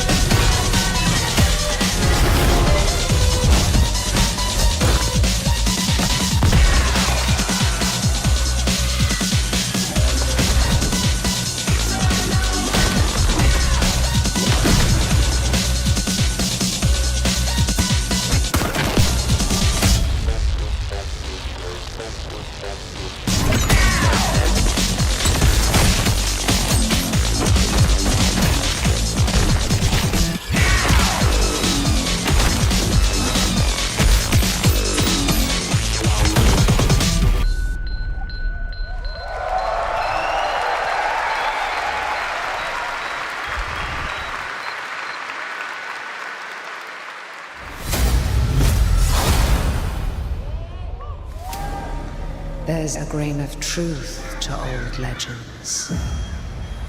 Your eyes.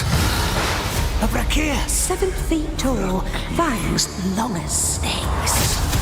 A winged beast. Can it be? A demon from the depths of hell itself. Oh, God. No, no, please, no. I gave you a blessing. I hope you enjoy my gift. None of us has any love for the Valkyrie. But this one, he's different. The sun didn't take him. Night after night. Day after day. I will strike him down. Your every move sends a ripple. Your every word echoes far. Your every step leads to crossroads. All that remains is for you to choose. Help me, please! So sorry. No, no. Very well then. Let's begin.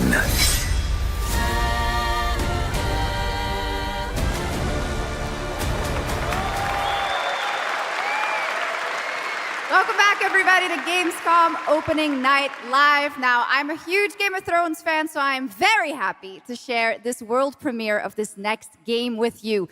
The gameplay of the forthcoming strategy game, Game of Thrones: War for Westeros, from Australia's Playside Studios. The Iron Throne stands empty. The Stark, an honor. Come on, men. Father's brave. Try to defend yourself.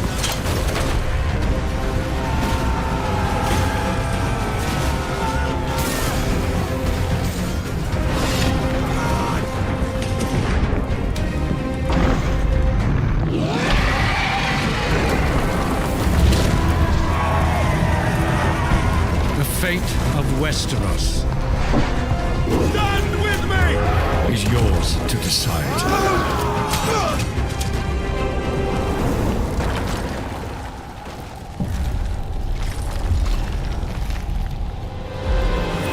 Game of Thrones. War for Westeros. Yeah, how awesome did that dragon look? You know, I can't wait for this one. So with that now, it is time for a new game announcement from Airship Syndicate, makers of Darksiders Genesis. This is a new self-funded and published indie title where you escape from a failing orbital prison in this gritty sci-fi isometric action thriller. This is Dust Origins.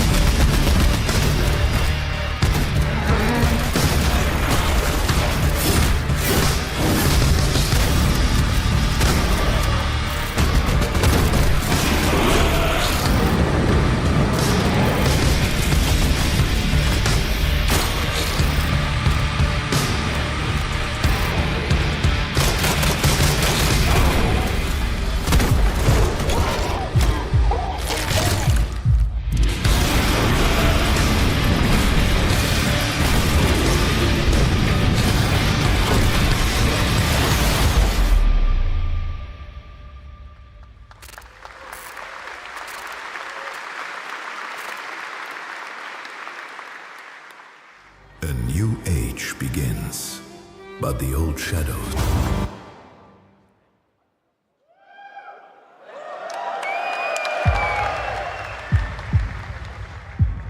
Searching for a pulse.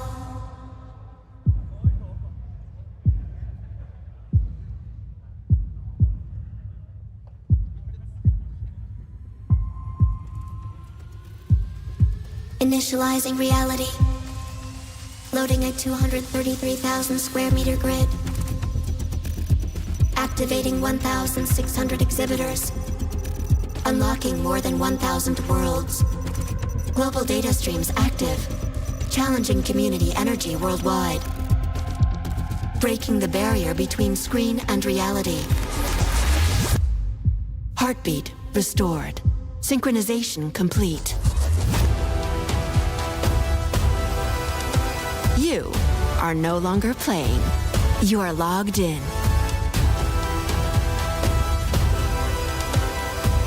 Welcome to the heart of gaming. Welcome to Gamescom. Welcome indeed, that's right. Gamescom has officially started now. Let's go. And now we turn to Exodus, a cinematic single-player action RPG from Wizards of the Coast, set in a new, far future sci-fi universe.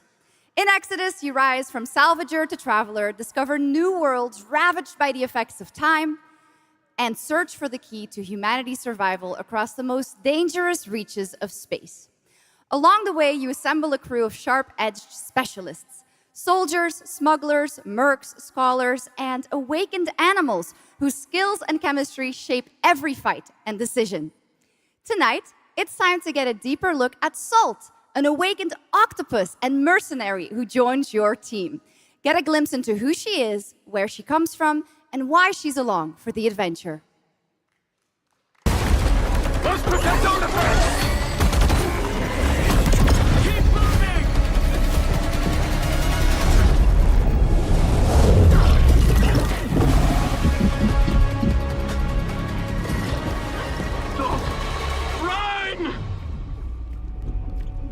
Salt? Yes. Figured we could talk, since you're part of the team now. Why? Want to understand how you see things, how you operate.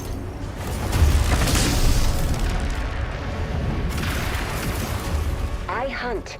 You pay. This is agreed. Well, that answers that. But hey, we're getting to know each other. You local to Persepolis? Or you from somewhere else? Somewhere else.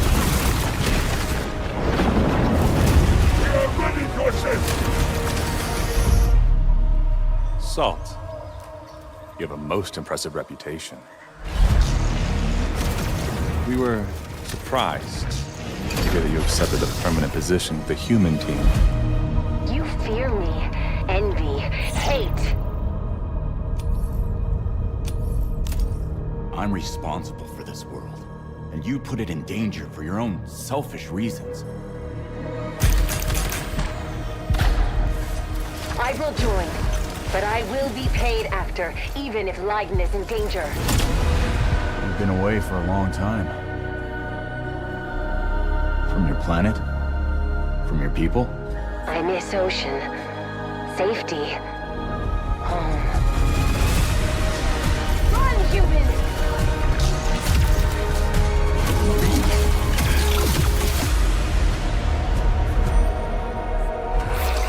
Soft! No!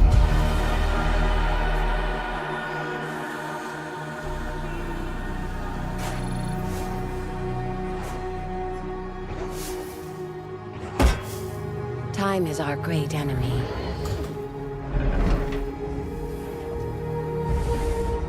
But we must always have hope.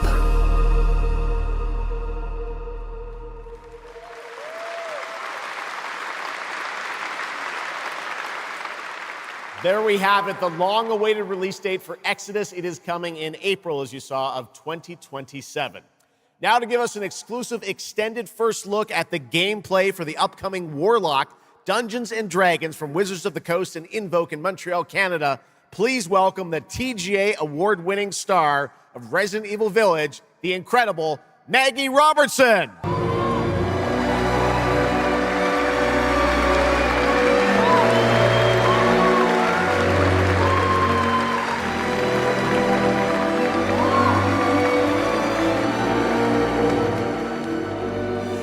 Thank you, Geoff, and good evening, everyone. I am so excited to be here. Yeah! All right. Every warlock's journey begins with a pact. For Katri, a seasoned warrior on a personal quest, that pact is made with Tasha, an ancient witch queen and the patron I have the pleasure of playing. Tasha grants her access to forbidden magic, but power always comes at a cost. Tonight, we're revealing gameplay for the first time, showing how Katri wields magic as she explores the world of Darkon. This is Warlock. Let's take a look.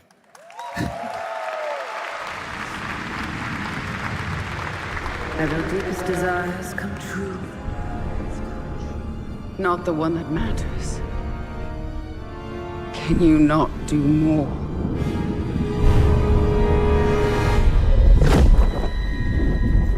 More? You still think this is your quest? I have seen your heart's desire. Dark and defiant.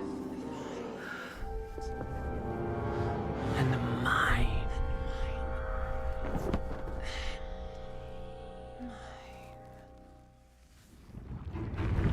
You and I through the Warlock's eye.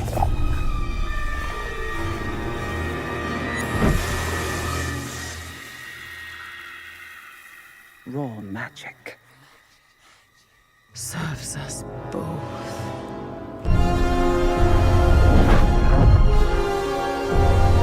Open your eye and see what I see, Warlock. Find raw magic.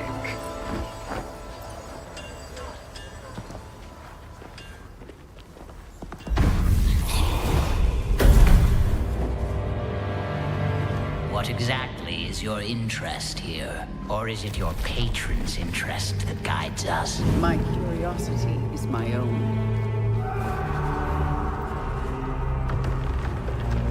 Do you believe in letting buried things lie? In my experience, buried things do not lie for long.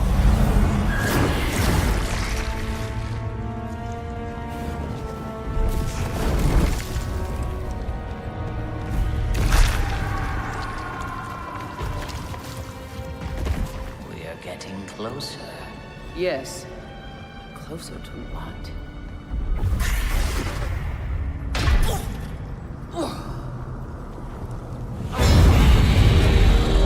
Scared, watch out.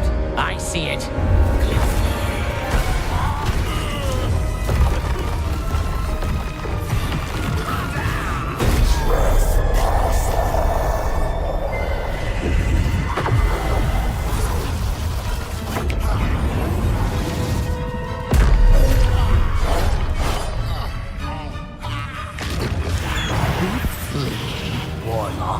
Absolutely not. Merely digging deep.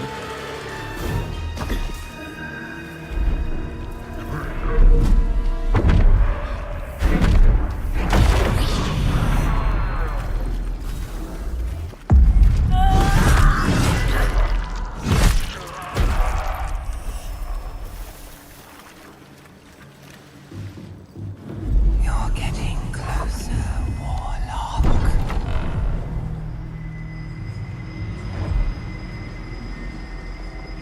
What is it you see? Raw magic. A means to an end.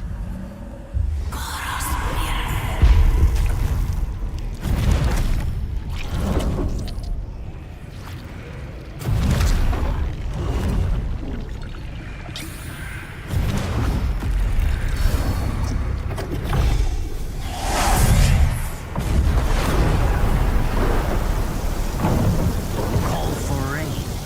Something tells me we're not fleeing from this one. Not an option scarce. What I need is here.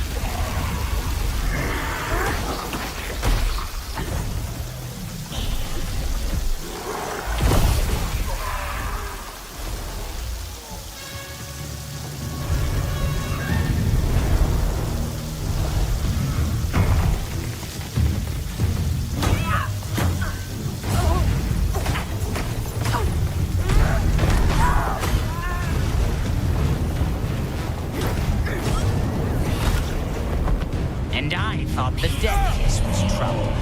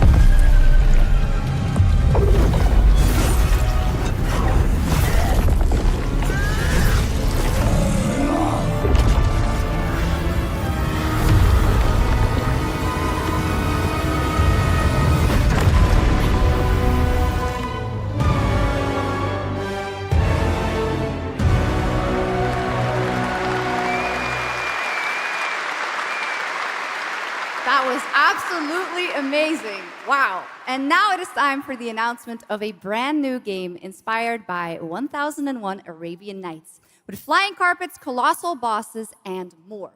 It comes from the new MBC Game Studio, which is debuting this game on the Gamescom show floor. Here's 1001 Threads of Mizan.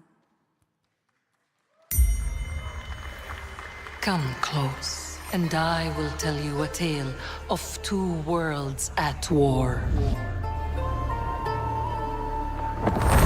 Set ablaze by a smokeless flame, and fueled by those called to fight.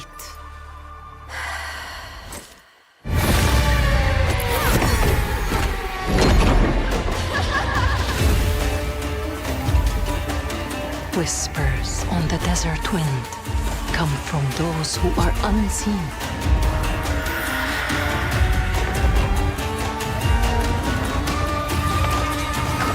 The Jinn.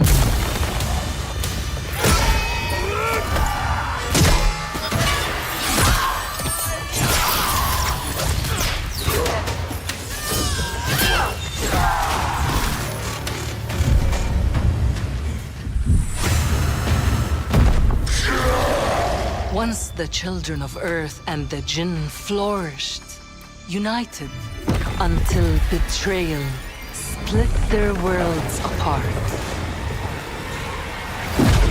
Now the veil is thinning. Two worlds collide as they wage a war of vengeance.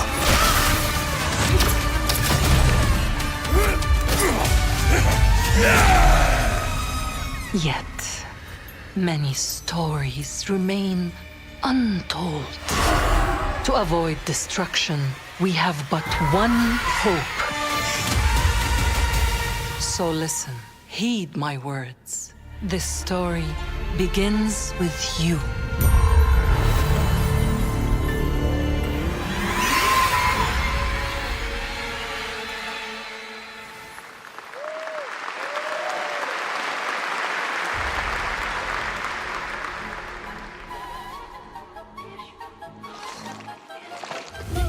I'll leave it to you to make the dead speak.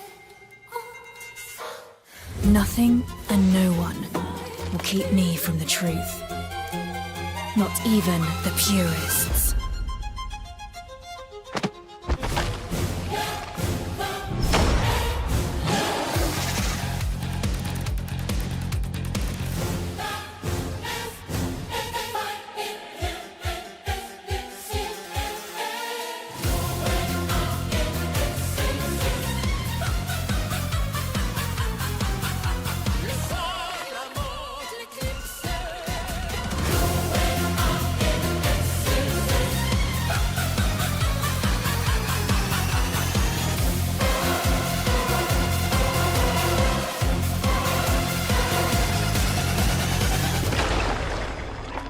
Any leads? It's just as you surmised. The final clue is in that cursed place. If greed comes at a cost, what price would you pay to bring back someone you love?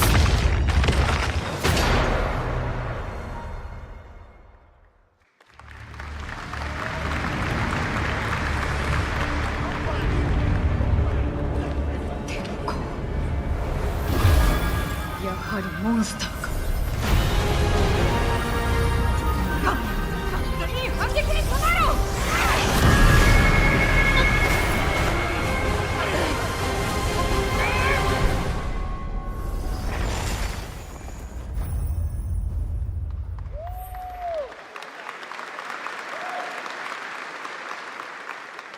All right, welcome back to ONL, and next we're turning to the legendary Metro series and a very special developer, 4A Games, based in Ukraine.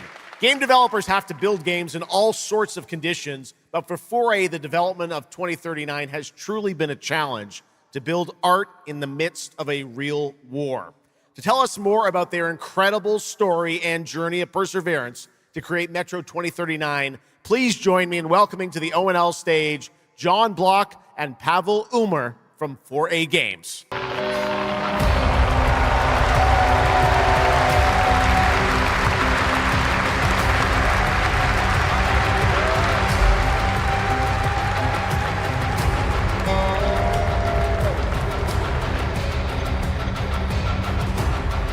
Hello, Gamescom.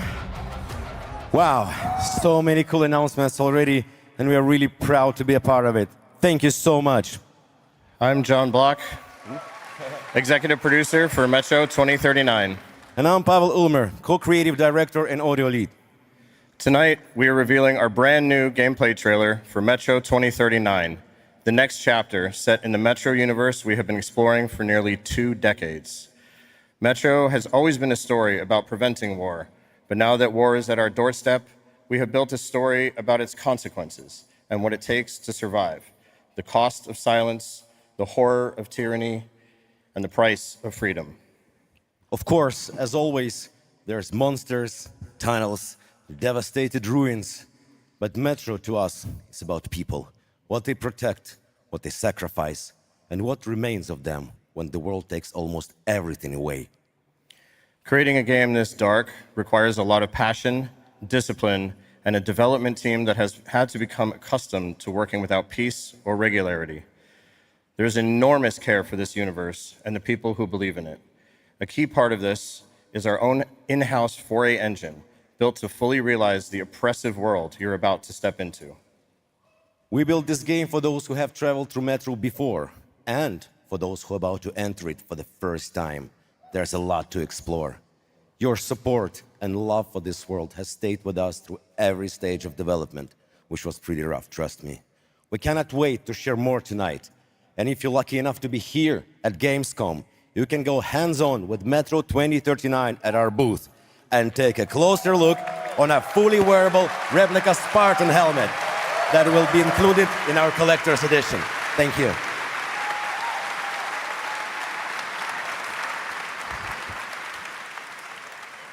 Metro 2039 is not simply a return to Metro. It is a darker, more ambitious, and deeply personal journey, one that will challenge what you know about yourself and what you're prepared to become in order to survive. So, the tunnels are waiting, the surface is calling, and tonight we're ready to show you a bit what comes next. Welcome to Metro 2039. Slava Ukraini!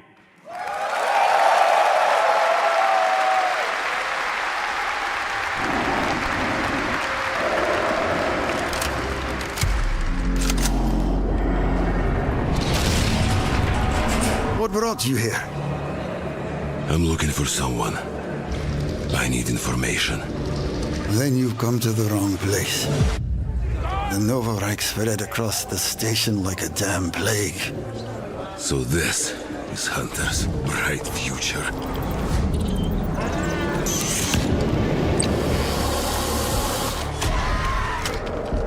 Monsters.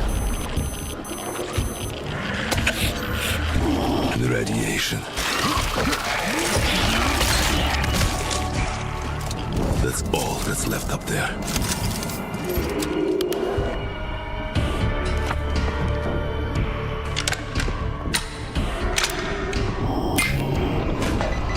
But this... humans did this.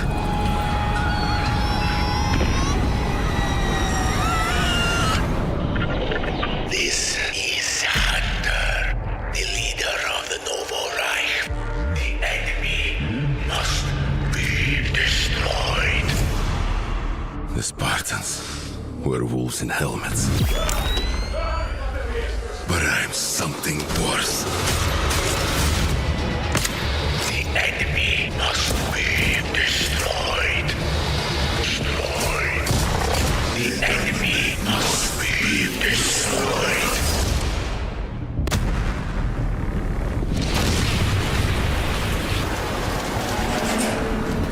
What the fuck? I'm looking for someone. Where is she?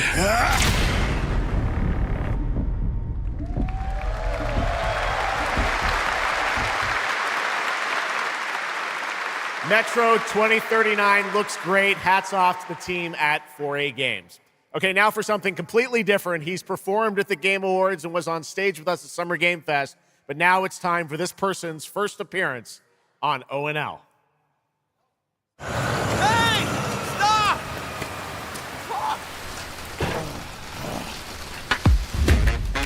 Tired of sneaking around just to feel good? Tired of this damn lighter? Of this rain? Of this life? I got you. Eat a more sizzle. More sizzle, less hassle, more high. Okay, cut! Thank you, Cyrus. That's perfect. Well done. That is Dr. Cyrus Kane, the big dog, as it were. An entrepreneur and eccentric known for his diverse business ventures. It's all loud when you're tasting flavors. Base spice with a Cuban style. Too fresh with a sizzle and sparkle. No Prince, who's the king right now. I'm raising it up to the max. Level up.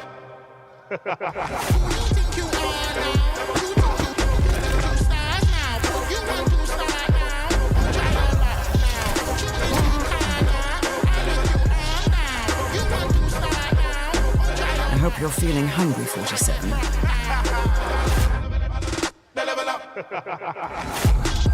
Man, what the fuck kind of funky music is this?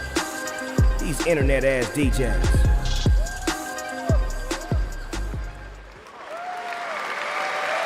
The Dog Father now coming to Hitman. Next up, The Sky is No Longer the Limit from NC. This is Ion 2, the sequel to Ion, a new PC MMO built around aerial combat on a massive scale. It launches October 5th this year.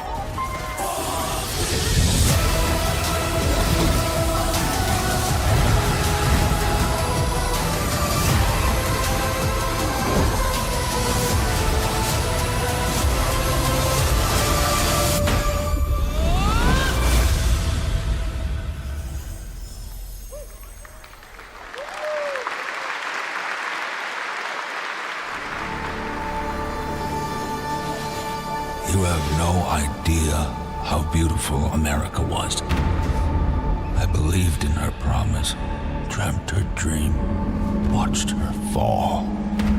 Out on the old roads, I saw her shatter into warring tribes. Survivors like your people. I know your kind. You think you'll survive and adapt. Reclaim the land. Rediscover the lost technology of the old world. Reunite her people through alliances, through faith.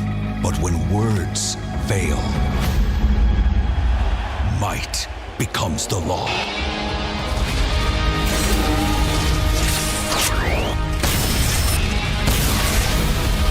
Ancient powers divide this land, and their might is far beyond the likes of you. So, will you kneel as my servant? Help me restore America, or burn as my foe? At the end of all things, only one dream survives.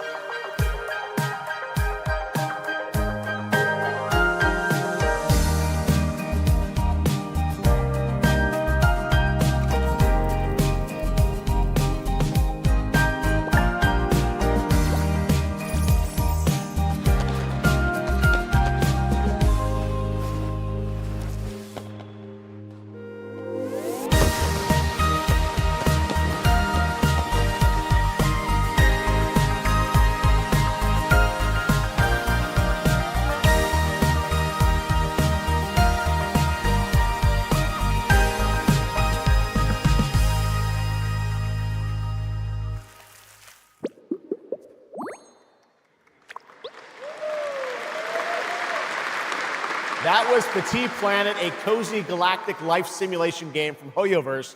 Here, life unfolds at your own pace, Farm the land, cast a line, comb the shores, or whip up a home-cooked meal. Enjoy slow, fulfilling days on your planet, side by side with your beloved fuzzy neighbors, Sjokz. You gotta have the fuzzy neighbors, right? Of course.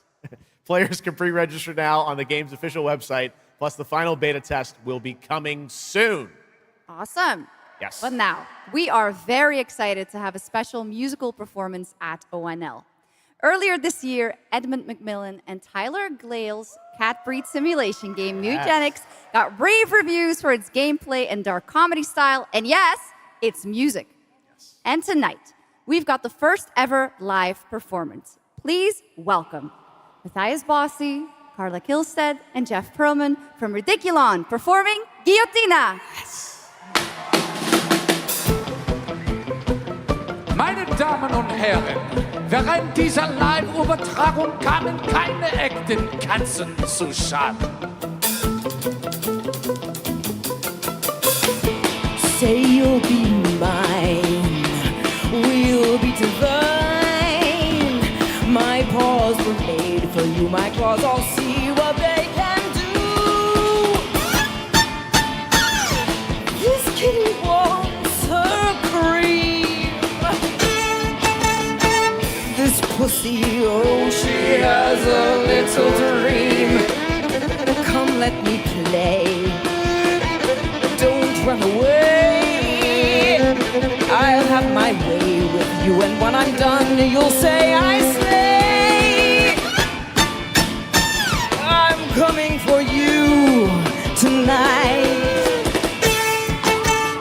I'm ready. Shut the door, turn out the light. Stop running for a minute. We can finally find infinity. Together we can win all this whole affair. So come on, turn around. You're so lost, but you confound me with your endless run around. It's more than I can bear. You run, but in the end I think you like this little game of hide and seek. But when I find you, you won't even know your name. You run, but you don't mean it. You're afraid I'll be too good. In all the love you've had, you never had it like you should.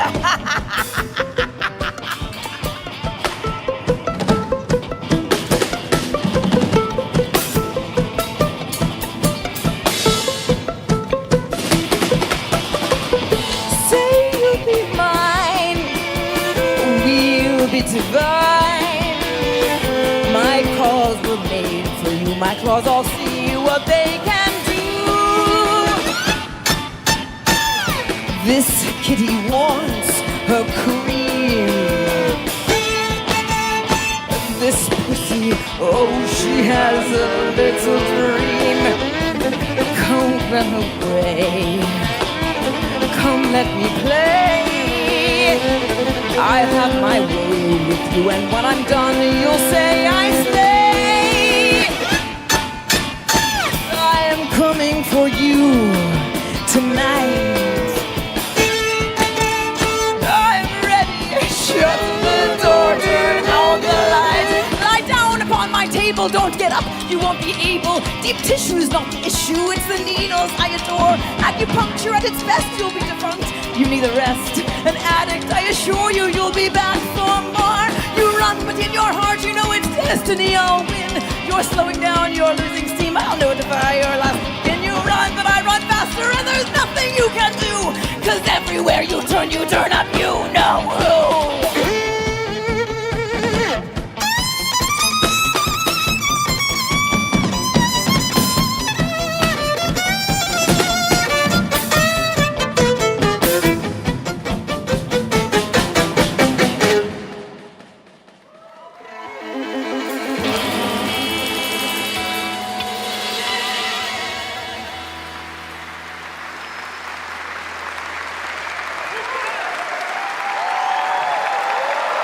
Give it up for these guys. Amazing. All right, well, that was so fun. And here's also some breaking news. Mutagenics is coming to PS5, Switch 2, and Xbox Series X and S on September 8th. Stick around for more of ONL. Right now, here's the launch trailer for Aliens Fireteam Elite 2.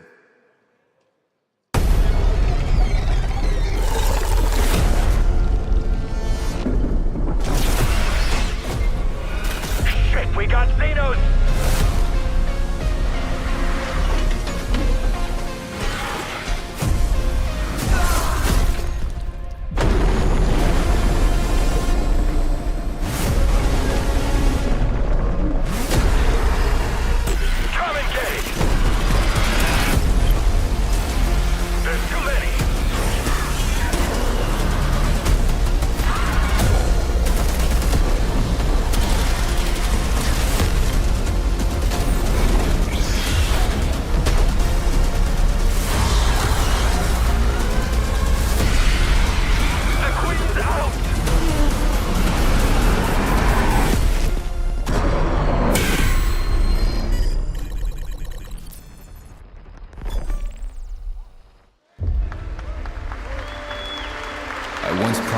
will tell you everything about your mother. This is that story.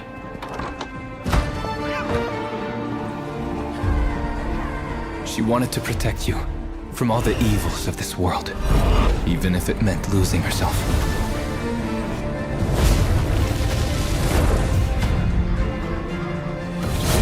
Everything she did, everything she sacrificed, was to spare you from the nightmare we endured.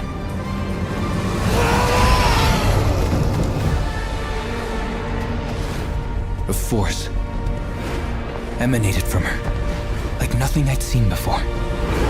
Beautiful and terrifying. My greatest ally, and the start of something far worse. アメリカは単なる場所じゃない。夢だわ。バーボンによって午前4時を回っても覚めない夢。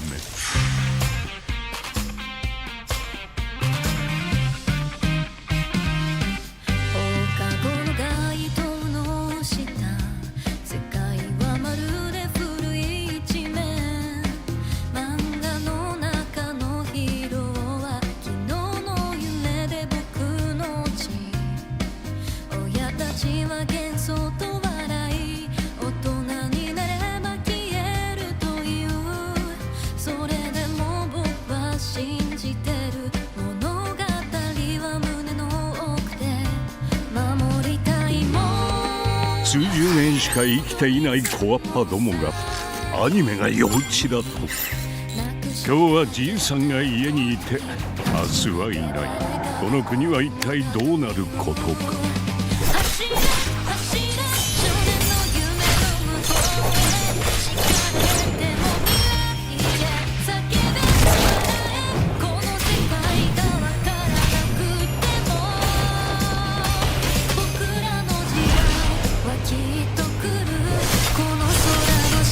これがかつて俺たちが夢見た21世紀なのか。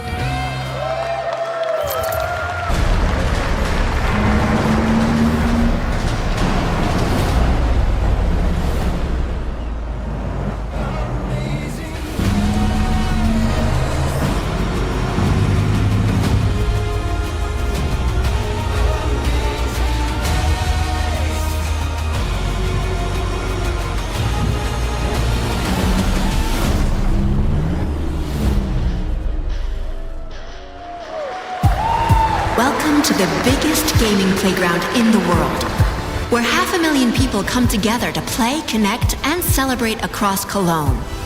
1,600 exhibitors. The biggest names in the gaming industry, bringing countless games for you to explore and dominate. Get set for Gamescom's unique indie area, where you're in control of the most creative and unique projects from more than 400 indie studios. And if that's not enough, don't miss Gamescom Awesome Indie Show, our show produced by IGN featuring the hottest new titles from the indie universe.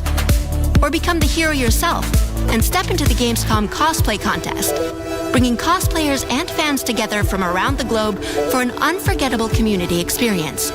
Can't make it to Gamescom in person? Visit our website, gamescom.global, and experience all program highlights via our content hub, Gamescom Now. The experts at IGN are gearing up to bring you full days of live streams straight to Twitch and YouTube. Oh, hey, Epi! Crashing the party? Jump into Gamescom Epics on our website and claim your loot. Next up, Gamescom Cares. Our initiative for a safer, more sustainable, and inclusive Gamescom. Speaking of inclusive, the Gamescom City Festival is taking over the city with live music for free and all kinds of fun. Gamescom is more than a single event, it's a global family. With Gamescom Dev, Gamescom LAN, Gamescom Asia, and Gamescom Latam, we're unlocking dynamic experiences and connecting gamers worldwide. Welcome to the heart of gaming. Welcome to Gamescom. Next up, we've got the release date trailer for Stage Tour. Built by veterans of the original rhythm music game era, this game has 90 songs including artists like the Red Hot Chili Peppers, Radiohead, Olivia Rodrigo, the Rolling Stones, and Muse. Here's a brand new look at Stage Tour.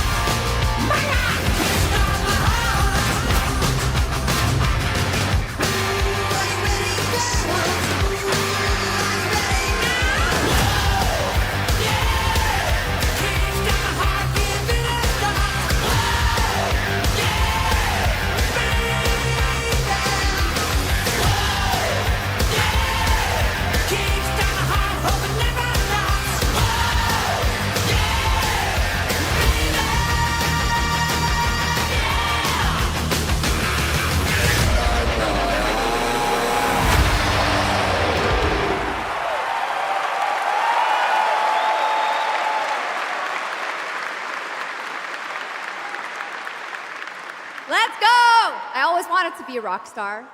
Maybe someday. Next year, Sega's classic game, Crazy Taxi, is coming back with an all-new installment. And right now, we have the multiplayer reveal.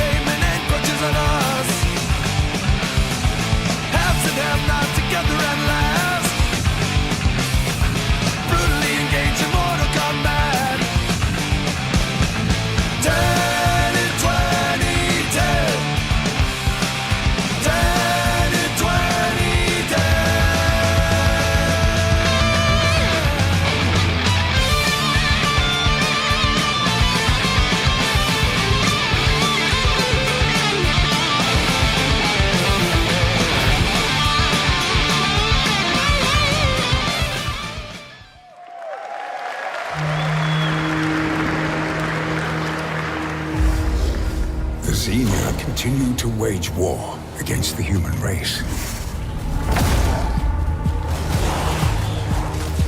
Our only hope,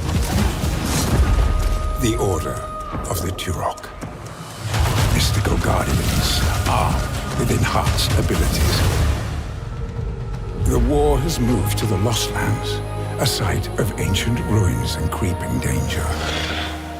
The Xenia yearns to unlock the secrets of these savage worlds to unleash the means of humanity's destruction. They must be stopped by warriors who will not flinch in the face of the Xenia menace. You are such a warrior, relentless, fearless. You will give no quarter to your enemy.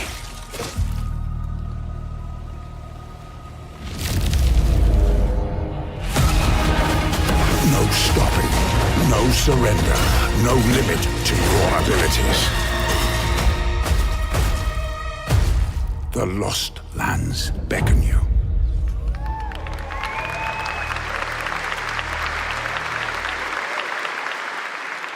That's pretty awesome, huh? And right now, we are excited to share with you the debut game from Octopus Panic, a 7-person independent studio founded by veterans of the Halo and Battlefield franchises. It's a new co-op action game that launches later this year. Let's check it out.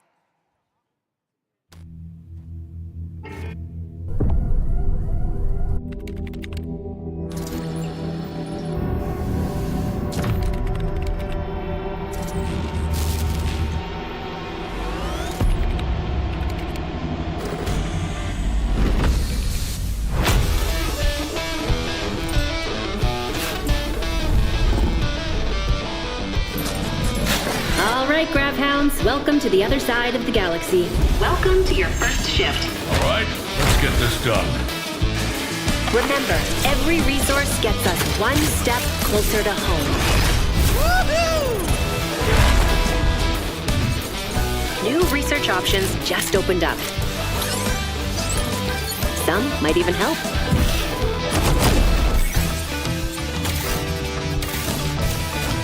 And watch out for the wildlife.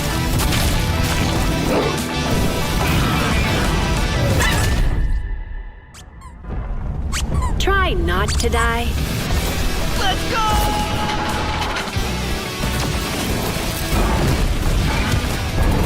Uh-oh. Later! Okay, this is becoming a problem. Oh, you gotta be kidding me.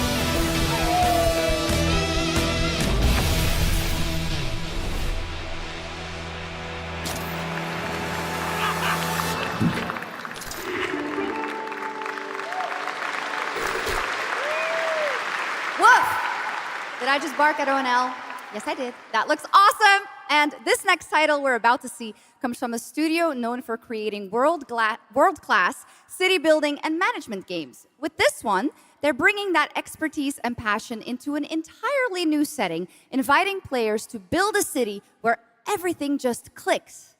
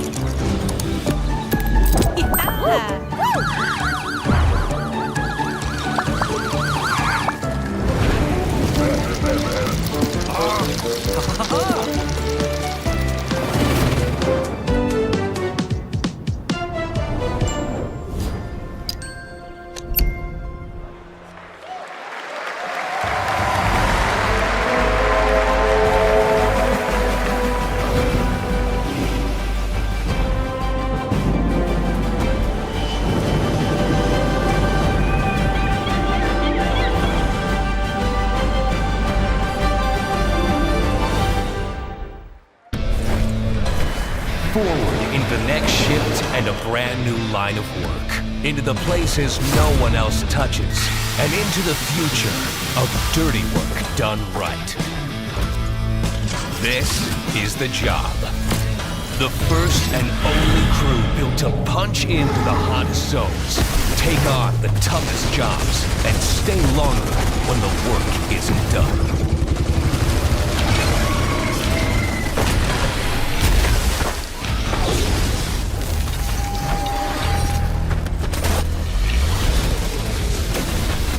Built with the firepower to clean up the alien mess, and the grit to see the job through to the end of the shift. They'll keep the lights on for one more day.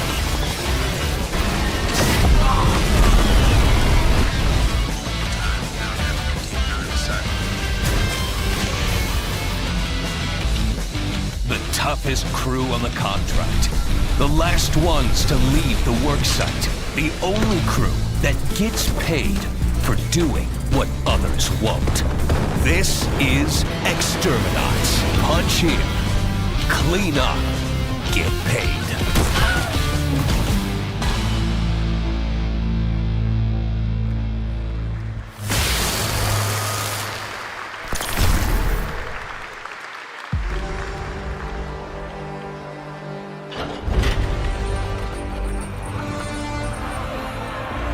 In the arena, glory is witnessed. But in the world, it is taken.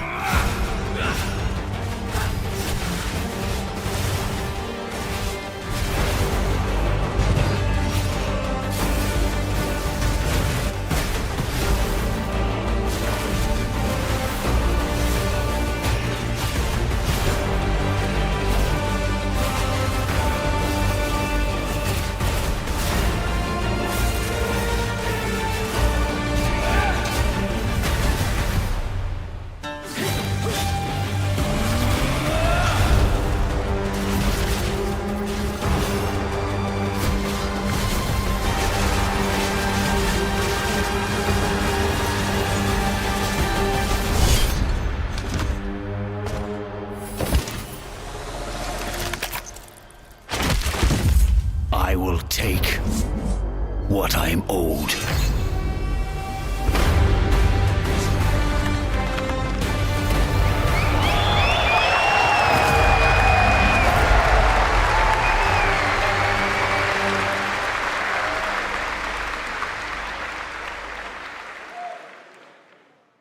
There was some big news for ONL. Path of Exile 2 1.0 is coming on December 11th from Grinding Gear Games. And next, we have some exciting news. The reveal of a classic remake. It's a turn-based strategy game that was first released in 1999. Now beautifully reborn in 3D and faithfully modernized. It is time to journey back to Erathia. Oh my gosh. Command mighty heroes, build spectacular towns, and lead fantastic armies into epic tactical battles once again. Ubisoft presents Heroes of Might and Magic 3 Remake. The great king of Erathia is dead, and the enemies of the kingdom are scrambling to feed on its remains. Erathia must not fall to its enemies! Let us repay them 1,000-fold! For Erathia!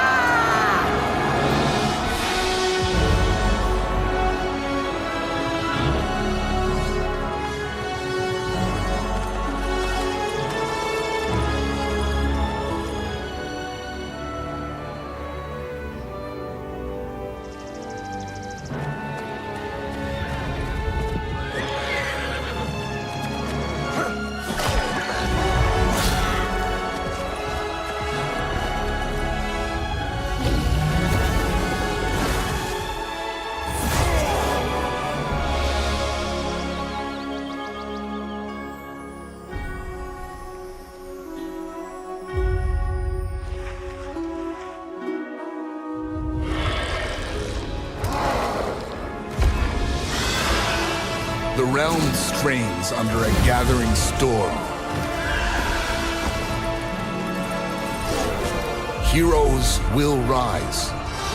Kingdoms will fall.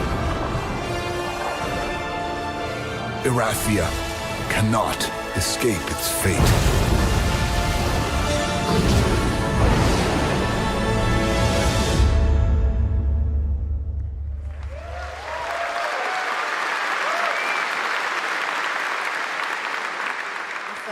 With that, now let's talk about Gamescom Cares, our platform at Gamescom dedicated to projects that give back. This year, we're putting the following topic in the spotlight: the unique power of the games community to be a force for good and drive real change. Please join me in welcoming a special guest who knows this firsthand, co-owner and business director, Ashley Farkas of Games Done Quick.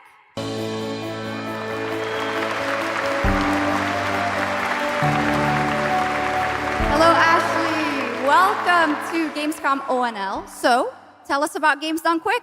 Yeah, thanks, Sjokz. So, Games Done Quick is all about playing games as fast as possible for a good cause.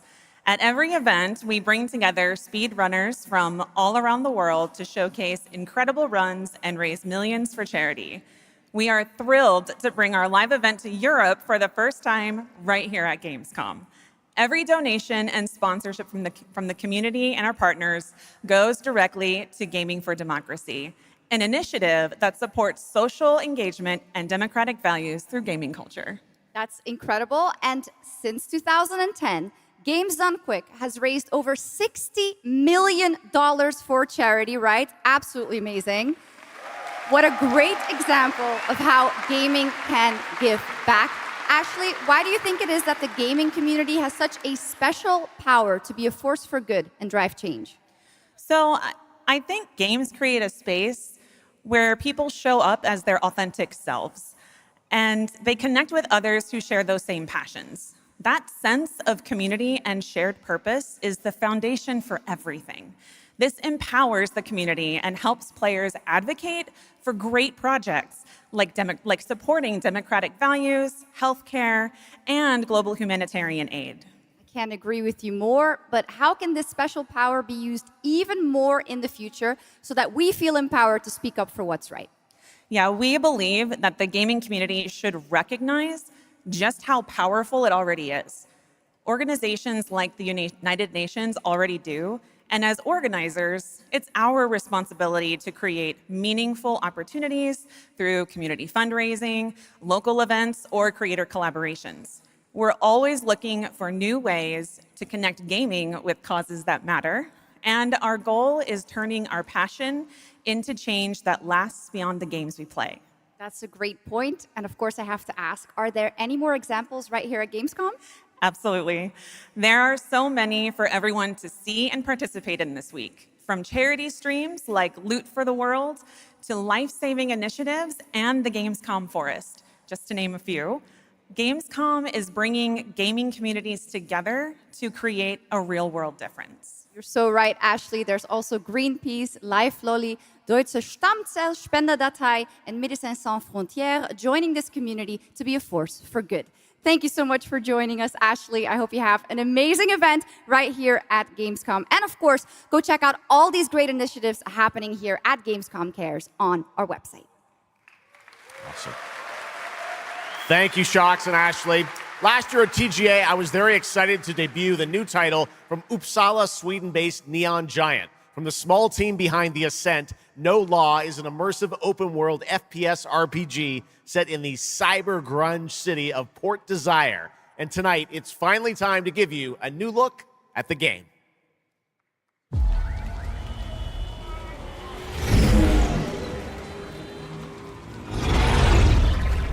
You hear about this Gardner guy going after the mayors? The city won't shut up about him. What have you heard? Nobody sees him go in.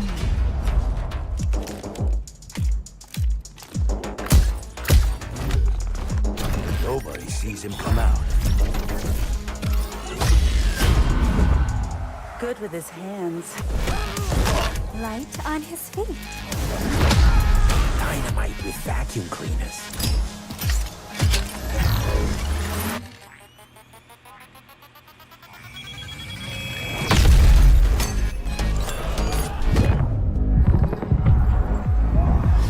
Come on, we can handle one freaking gardener. He's a ghost. Bulldozer. Pacifist. Tactician. Artist.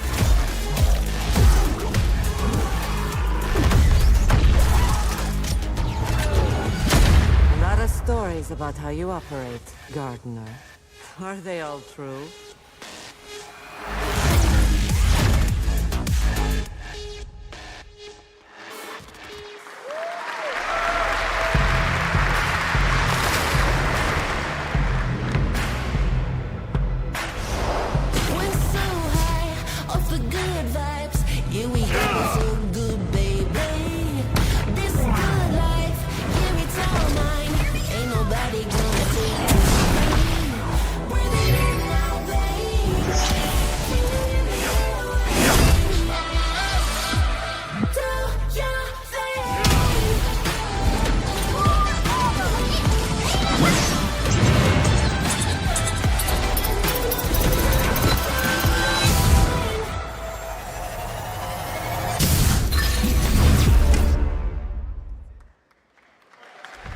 나는 그날의 공기를 기억한다. 세계의 운명이 뒤바뀐 그날을.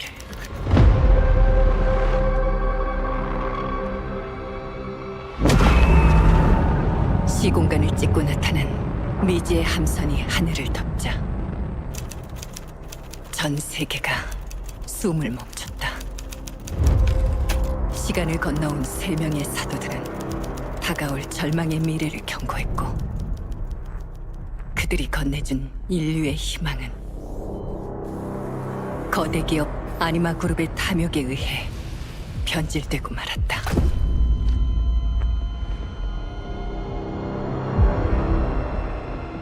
사도의 예언대로 검은 물질과 함께 대항마 뷰에르가 강림했다. 인류의 혈관 속에 잔혹한 시한폭탄이 돌기 시작했고 나도 예외일 순 없었다. 전방 좌우 확보 클리어. 내부 상황 확보. 전전 위협 없음. 우리의 미래에 아직 구원이 남아있을까?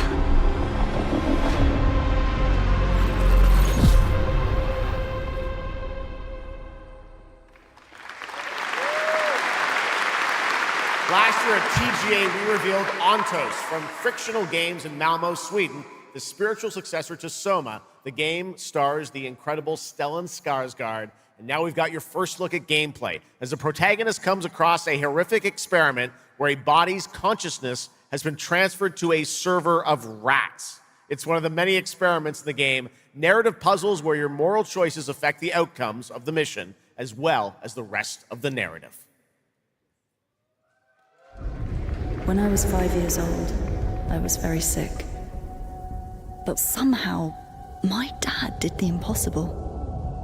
Whatever that miracle was, it pushed him away from us. Crumby, do you hear me? Word of caution. Crombie's experiments could be active right now. Delicate style. Hey, please! I need to talk to you.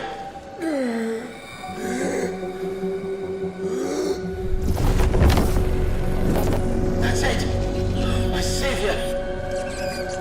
Hello? Oh, thank the fates. Someone came. What is this? What are you?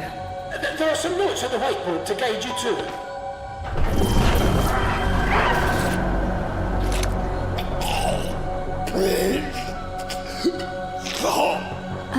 Okay. You said... I assure you there is no mind. Please proceed.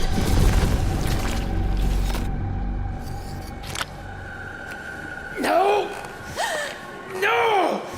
My body! No!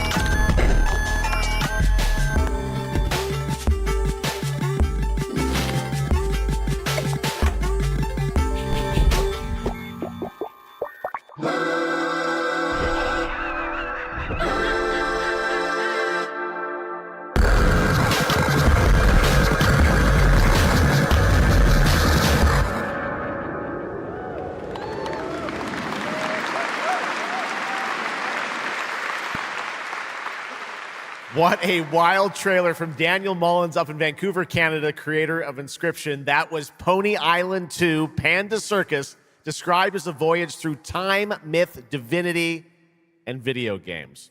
All right, now it is time for some animal combat. I guess we had a little bit before with that. Gravhounds, right? A lot of animals tonight. From China-based TI Games comes Zoopunk, a 3D diesel punk action RPG starring a playable, get this, rabbit, rhino, and chipmunk.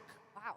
I know. Tonight we have the first look at Zoopunk's squad-based combat systems, including the potential fourth hero. There's another animal, Sjokz, who fights with a long blade. There's even more. That's not all. You'll also want to keep an eye out for the marmot and otter bosses, too. Witness the wild world of Zoopunk.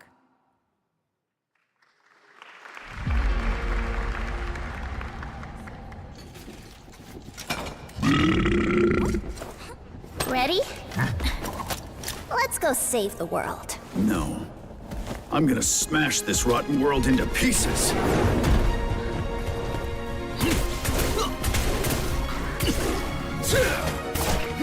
I've got you! We're about to risk our lives here. Is this the only way across? Bratton, toss me there. Get out of Marmiter Village! Quit it already. You can't even beat the rabbits. Hands off, Trixie! Enough! It's a no! No! That's enough! It's lazy! Break and fight! Where are the guards? Partisans, stand united! To arms! Hand over the spark!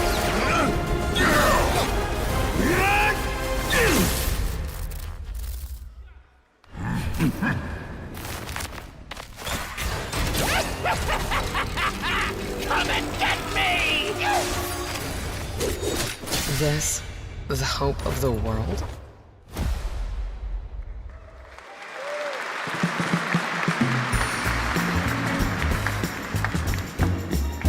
Don't mind the faded decor, just ignore the peeling paint.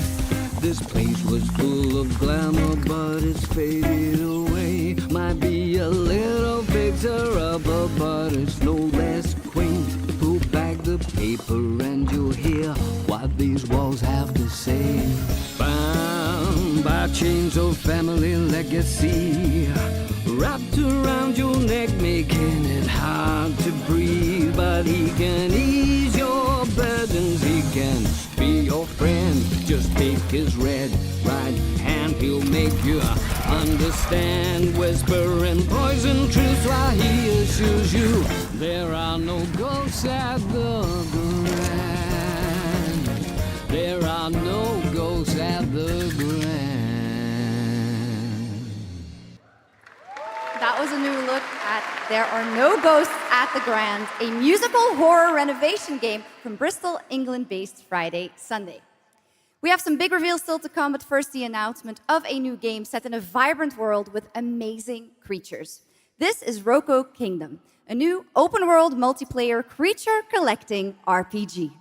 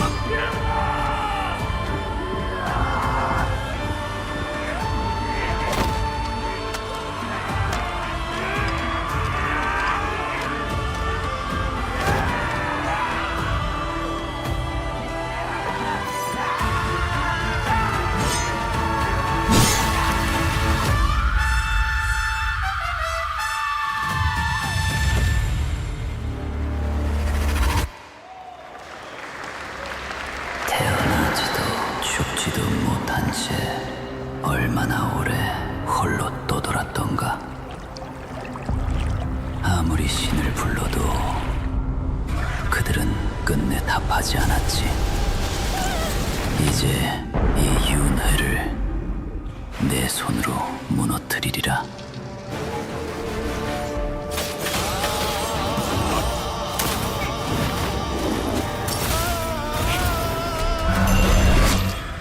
두려워 마라. 너는 이제 내가 되리니.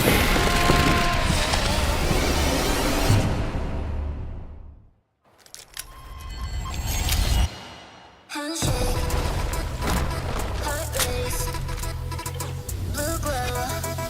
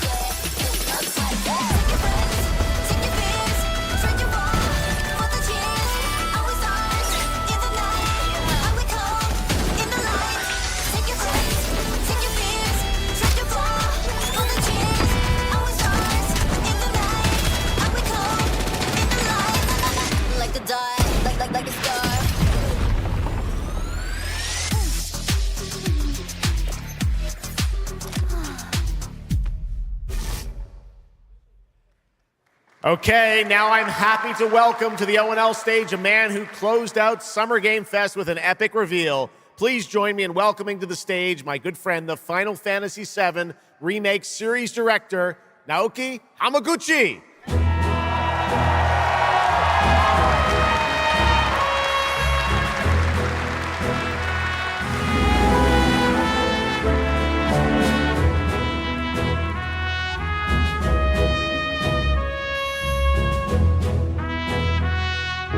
Hello everyone, my name is Naoki Hamaguchi and I'm the director of Final Fantasy VII Revolution.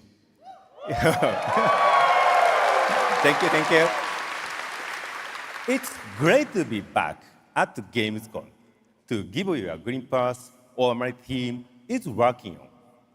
What will you see in this brand new exclusive trailer so-called Weapons? Massive creature, the Cloud, and his team of legendary heroes will face in the final chapter of their epic journey. Final Fantasy VII Revolution will deliver an unforgettable experience in a world without boundaries, and will be available PlayStation 5, Nintendo Switch, Xbox XS, and PC in spring 2027.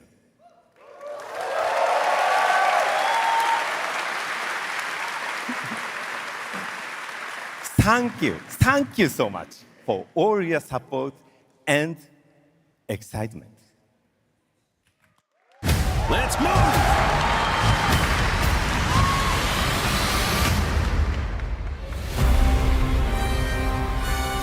My fellow citizens, we are assailed on every side by the enormous meteor that looms over our heads, and by towering monstrosities termed weapons, like the one that made landfall outside Midgar.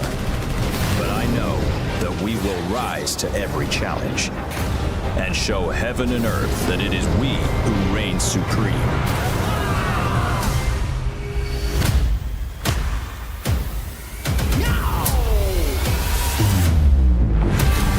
You said weapons are guardians of the planet, right? The planet sees us as another threat to her well-being, and rightfully so. You call them planetary warriors. But I call them weapons of mass destruction.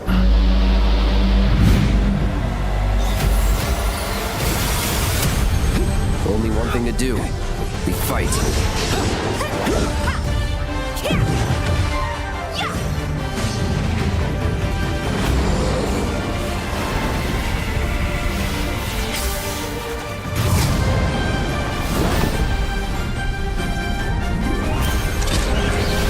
Taking down weapons, hunting materia. Way overdue for a day off. Once we've got a future to fight for, nothing will stop us. Ready? Aim! Fire! We'll finish this together.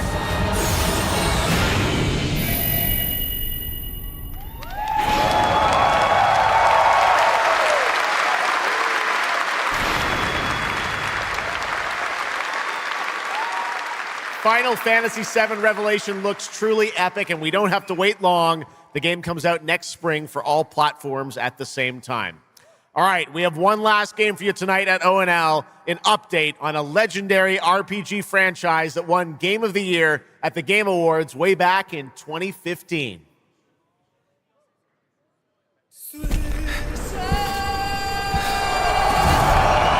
I see a white wolf striving forward towards a solitary tower. Never chose to be a witcher.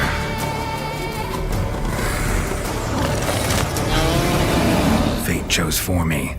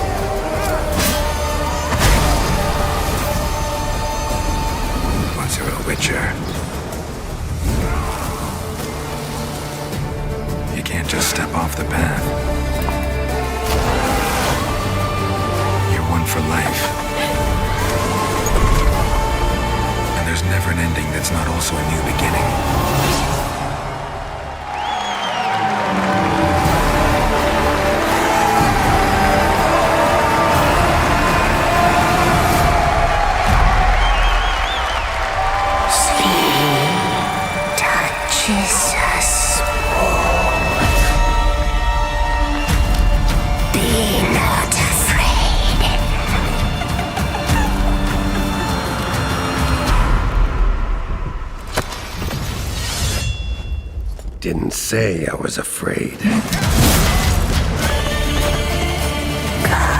sword-bearer, being of beasts. Delve into darkness and see the truth of Letton's beauty. Garden demands blood, so we'll give it blood.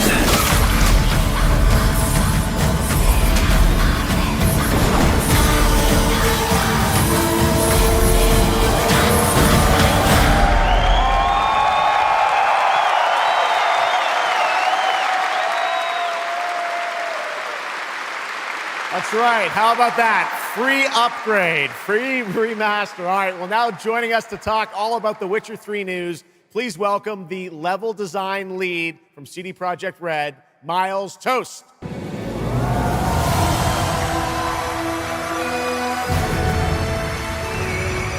right, Miles, you brought down the house with that news of the free remastered. This is definitely a surprise, and it's coming out in just a month, September 29th. To PC and consoles, including Switch 2 and even Battle.net. Lots of features in that trailer. Tell us which ones stand out the most to you. Oh, wow. So you can tell that the team definitely poured their hearts into this one, right? And it's a huge privilege for me to stand here and represent them. Thank you for the trust, guys. Secondly, features, right? So my favorite one is the visuals. Yeah. That's new textures, updated rendering, advanced path tracing, foliage, you name it. Geralt has never looked as good, even after all those years of retirement. Yep. And then the other thing, definitely combat. It's more modern, smooth and precise. We updated camera, the targeting system, added new animations. And what I like a lot, new finishers. Wow. And then last one, Witcher 3 is a full-fledged RPG, right? So we completely revamped the ability system to give players more options. Well, it's a lot of stuff, as you saw in the trailer, only a month away. Let's move on now to Songs of the Past, which is a wild idea in and of itself, a new expansion for an 11-year-old game. What inspired you guys to build this? Yeah, it's super cool. Yeah. So we had this idea for one more story with Geralt for a while, but we couldn't quite figure out how to fit it into our busy schedules, right? Luckily, our friends from Fool's Theory came around, and they hired a bunch of old veteran Witcher 3 developers, including my mentor, Peter Jelenser. And here we are today. Wow. Well, that's so cool. Now, you mentioned, obviously, Geralt's back, but he has a new weapon, it looks like, in the trailer, sort of looks like a chain that he sort of throws out, right? Yeah. So this is Geralt's last adventure before we pass the torch on to Ciri, and we wanted to go out with a bang. So this chain is a weapon that is new in the game, but many people, perhaps hardcore Witcher fans, will realize that this is a weapon we first showed in the Witcher 1 intro. And we will talk about that and many more things here at Gamescom, so please kindly come by our booth or watch our Red streams that will happen every day. That's right. I know you have an extended demo that these fans will get to see at the booth. Tell us a bit about, everyone wants to know the content of the expansion, the new region, Letton. Who inhabits it? What lurks below the surface? So Letton is a whole new, unique region that has a unique identity like the other regions in the game. It is filled with quests, new monsters, adventures, and exploration, just like the things that Witcher fans love. But it's an almost uncannily idyllic place that, however, has a dark secret lurking just underneath the surface. And as it is a Witcher game, this kind of secret requires a true professional Witcher to solve. Well, good thing we got one of those. All right. Well, I imagine we can expect all the upgrades we heard about for the remastered. That will roll across all the expansions, including Songs of the Past? Absolutely, yes. All right. Awesome. Well, I love the idea that you guys are doing this. And one last thing I wanted to ask you about. You have some news for people about the other expansions as well, right? Yes. So this is super cool. I can say today that tonight, both of our previous expansions, Hearts of Stone and Blood and Wine, will be free for everyone who owns the base game. And this is a great opportunity for, yeah, right? Just giving away all the free stuff tonight. It's the coolest part of the job, I guess. So, and this marks a great opportunity for people who have perhaps only played the base game, right, to jump in with the improvements from the remaster update and get a whole lot of stuff for free before we ship the Songs of the Past sometime next year. Wow. Well, I got to say, a lot of amazing Witcher news today. Thank you very much, Miles, for joining us, and we'll see you at the booth. Thank you. All right, Miles from CDPR. Congratulations. All right, and that is going to do it for ONL 2026, but that is just the start of Gamescom week, so stay tuned for news and updates throughout the weekend. And of course, we will see you again on December 10th, live in Los Angeles for the Game Awards 2026, where we will celebrate the best of the year, crazy year, and see what's next with a lot of brand new game announcements and surprises from the world's top game development studios. It's been another great opening night live, and before we go, of course, we've got to bring out my incredible co-host tonight, Sjokz. Come on back out, Sjokz. Thank you. Didn't you do such a great job? Thank you so much, Geoff. Thank you so much for having me once again, and what an amazing show. Third time's a charm. We're just going to have to keep bringing you back. I hope all you guys have an amazing Gamescom. Let's go. All right. Good night, everybody. Bye. Thank you so much. Good night.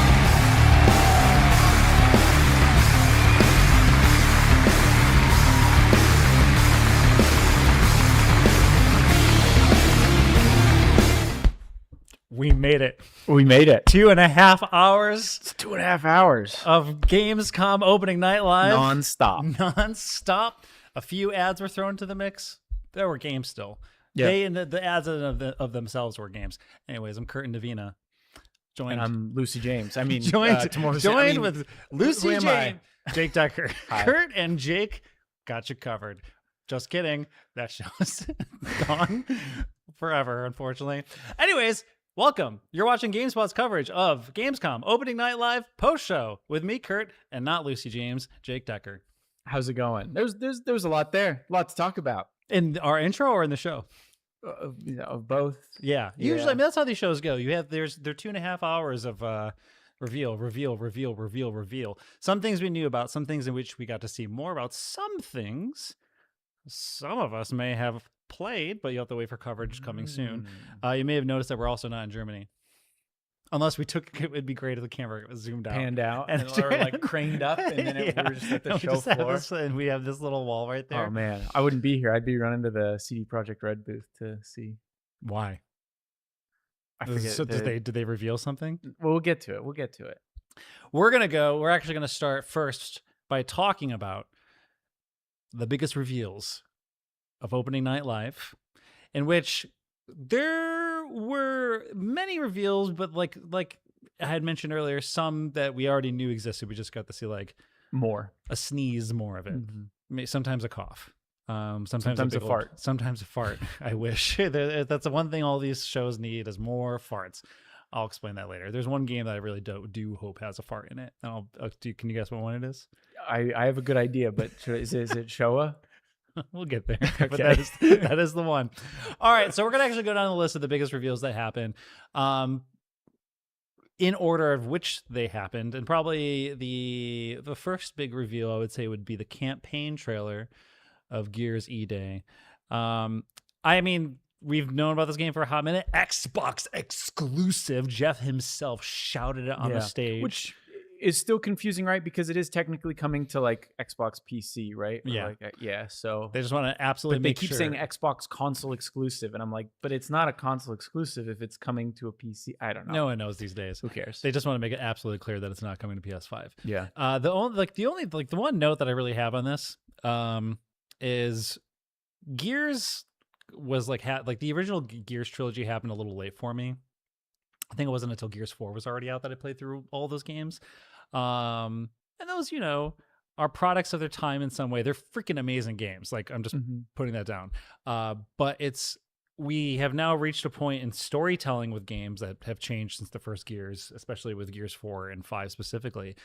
And the one note that I made is like, I'm interested to see a modern sort of game take on storytelling, but done in the OG Gears world. Yeah. So like that was it. I found the music to be very dramatic. More dramatic than than other Gears games. Maybe that's not fair. I only really played 1 through 3, which I played a lot of, and then I played a bit of 5 and a bit of 4, and I liked them all. But I remember it being campier than that music made it seem. But that's a trailer. That's the marketing team trying to make it seem cool and get people hyped. So it could be very different than what the tone of the game is. But it looks good. I don't know if you saw, but when he had like water on his face and he was like rubbing his face or whatever, you could see like the water droplets and like. Is that what you play Gears for? No, but I was like, that's impressive. It looks impressive. Xbox exclusive. Though. Yeah, console exclusive where you get to rub water all over Marcus Phoenix. Yeah, well, actually, I don't know if it was Marcus Phoenix. Maybe it was because he's younger, right? Yeah, he's young now, but he still has the same voice. So, are you gonna Gears? Are you gonna play Gears Z Day after seeing this? Did it convince you? Were you already gonna play it? Oh, I mean, sure. Yeah, I'm probably not gonna play it, but I mean, it depends. There's a few other things coming out along the way, and I'll there's so much buy and choose.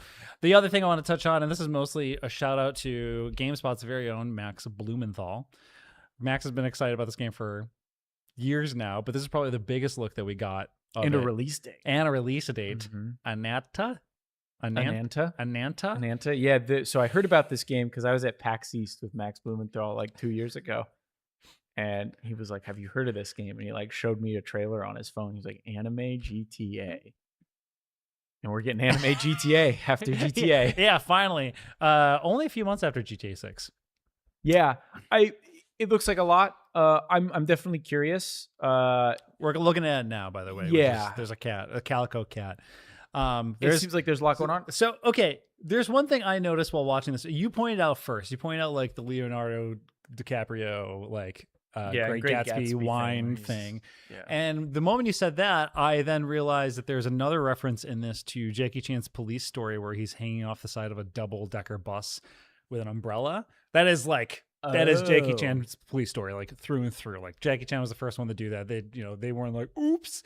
So I feel like those two things are very deliberate and sort of like, I don't know. It feels like a very pop culture driven sort of game experience, maybe.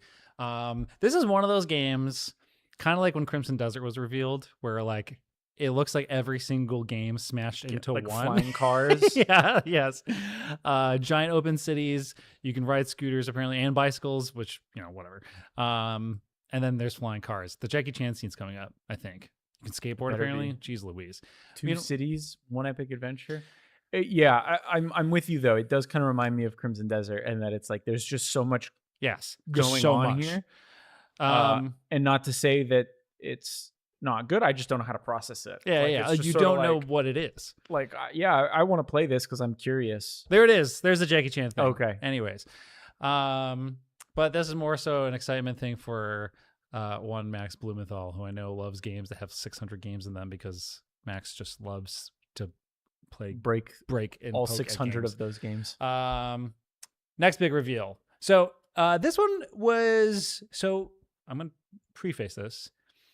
Usually a game like this, if I see it, I have like this whole thing where if I can like blur my eyes while looking at a game, and if that game has like similar mechanics or like shapes or camera angles to another game, I kind of get like bummed out by it. Cause like you just see so many games that like they're reskins of other games. And we got a big reveal for Warlock from Wizards of the Coast, a Dungeons and Dragons game. Introduced by none other than Maggie Robertson. It's very good to see her on stage for something that's not Capcom related. I just have to say, way to go. Anyways, Warlock, D&D game. I was actually really, I don't know like if I want to say surprised, but I guess I was like impressed. I didn't like, it was one of those like, it was showing off a lot of different mechanics and a lot of different powers, like almost like an overwhelming amount of where like I couldn't really like, I don't know if a single power was reused in that entire 8 minutes of playthrough gameplay. And then there was a particular part where the character changed the weather, in which then they started using lightning. So like there's all these other layers and elements where I was like, this looks cool. I thought it looked cool. That was definitely the highlight, the weather changing thing. I thought that was pretty interesting. I also like the way she interacted with the environment, like pulling pillars down on enemies. That stuff's always interesting. I feel like they love to show that kind of stuff off in gameplay demos, vertical slices that you see. And then like when you actually play, you probably would do that once. Be like, nah, it's more efficient to just smack him with a sword or jump across the slide. Yeah, like this thing where she does this big Did she jump. Did she need to make a bridge? Connect the bridge? No, because she can jump like that. Maybe, I don't know. But it looks interesting. I'm certainly curious. I mean, coming off of like Baldur's Gate. I was about to say, in a post Baldur's Gate world. Yeah, we are in one. I know, but I'm like, it's like we haven't really seen, like, I can't recall a big D&D game to have, come out past that point. Well, and I'm kind of curious to see how much that narrative shifts and changes depending on your actions, dialogue, stuff you say. If that's even an aspect. Can you have sex with a bear? Or yeah, that's the big question. What's the dead guy again? The dead guy in Baldur's Gate. Withers. Withers. Right? Can you get down and dirty with Withers finally? Maybe. That's what I want to know. I mean, she's getting down and dirty with some zombies now. Yeah, that's not the same. No, she can't. I mean, if she holds her hand with one of them, it'd be a little bit different. But yeah, optimistically curious. Yeah, about what this game could be. Any playing with the weather, that's always kind of cool. It's one of those things where, like, I see a game like this, but I'm still not entirely sure what I'm looking at. I saw a lot of cool combat and mechanics and like weaving of mechanics at play, but I still wasn't really entirely sure, like, is this an open world game? Is this, like, there was a strong hook of narrative in the opening, who I'm assuming Maggie Robertson was playing the villain, and the opening scene was like compelling, but I don't know to what scope it is. So it's always one of those things where, like, yes, the 8 minutes I saw look cool, but I don't know if I can confidently tell people what this game is based off of this, at least. I'm sure I can do some reading online. So the next one is 1001 Threads of Mazan. I don't know much about this game. I don't know why it was put in, but you seem interested. No, I don't know anything about this game either, but I wanted to take an opportunity because Phil Hornshaw has previewed this game for GameSpot.com. So it was one of those things where I think the preview or the embargo just lifted. There's also gameplay available, I think, on the YouTube channel right now, on YouTube channel, on YouTube.com, the channel you're watching this on. But this was a new reveal. This was a thing I don't think anybody really knows what it is. But if you did take anything away from out of curiosity, we did get hands-on with it. And you can read the preview on our website after you're done hanging out with us, or you could have it up in another window. Yeah, pull it up on your phone. Yeah, while you're using the bathroom. Okay, Metro 2039. Oh, I'm excited for this one. I really love the Metro series. It's been a while since we've had one, Metro Exodus, which was 2019. Yeah, that was right when I started here. Okay, so even before that, then. Really? When did you start 2019? Well, anyway, doesn't matter.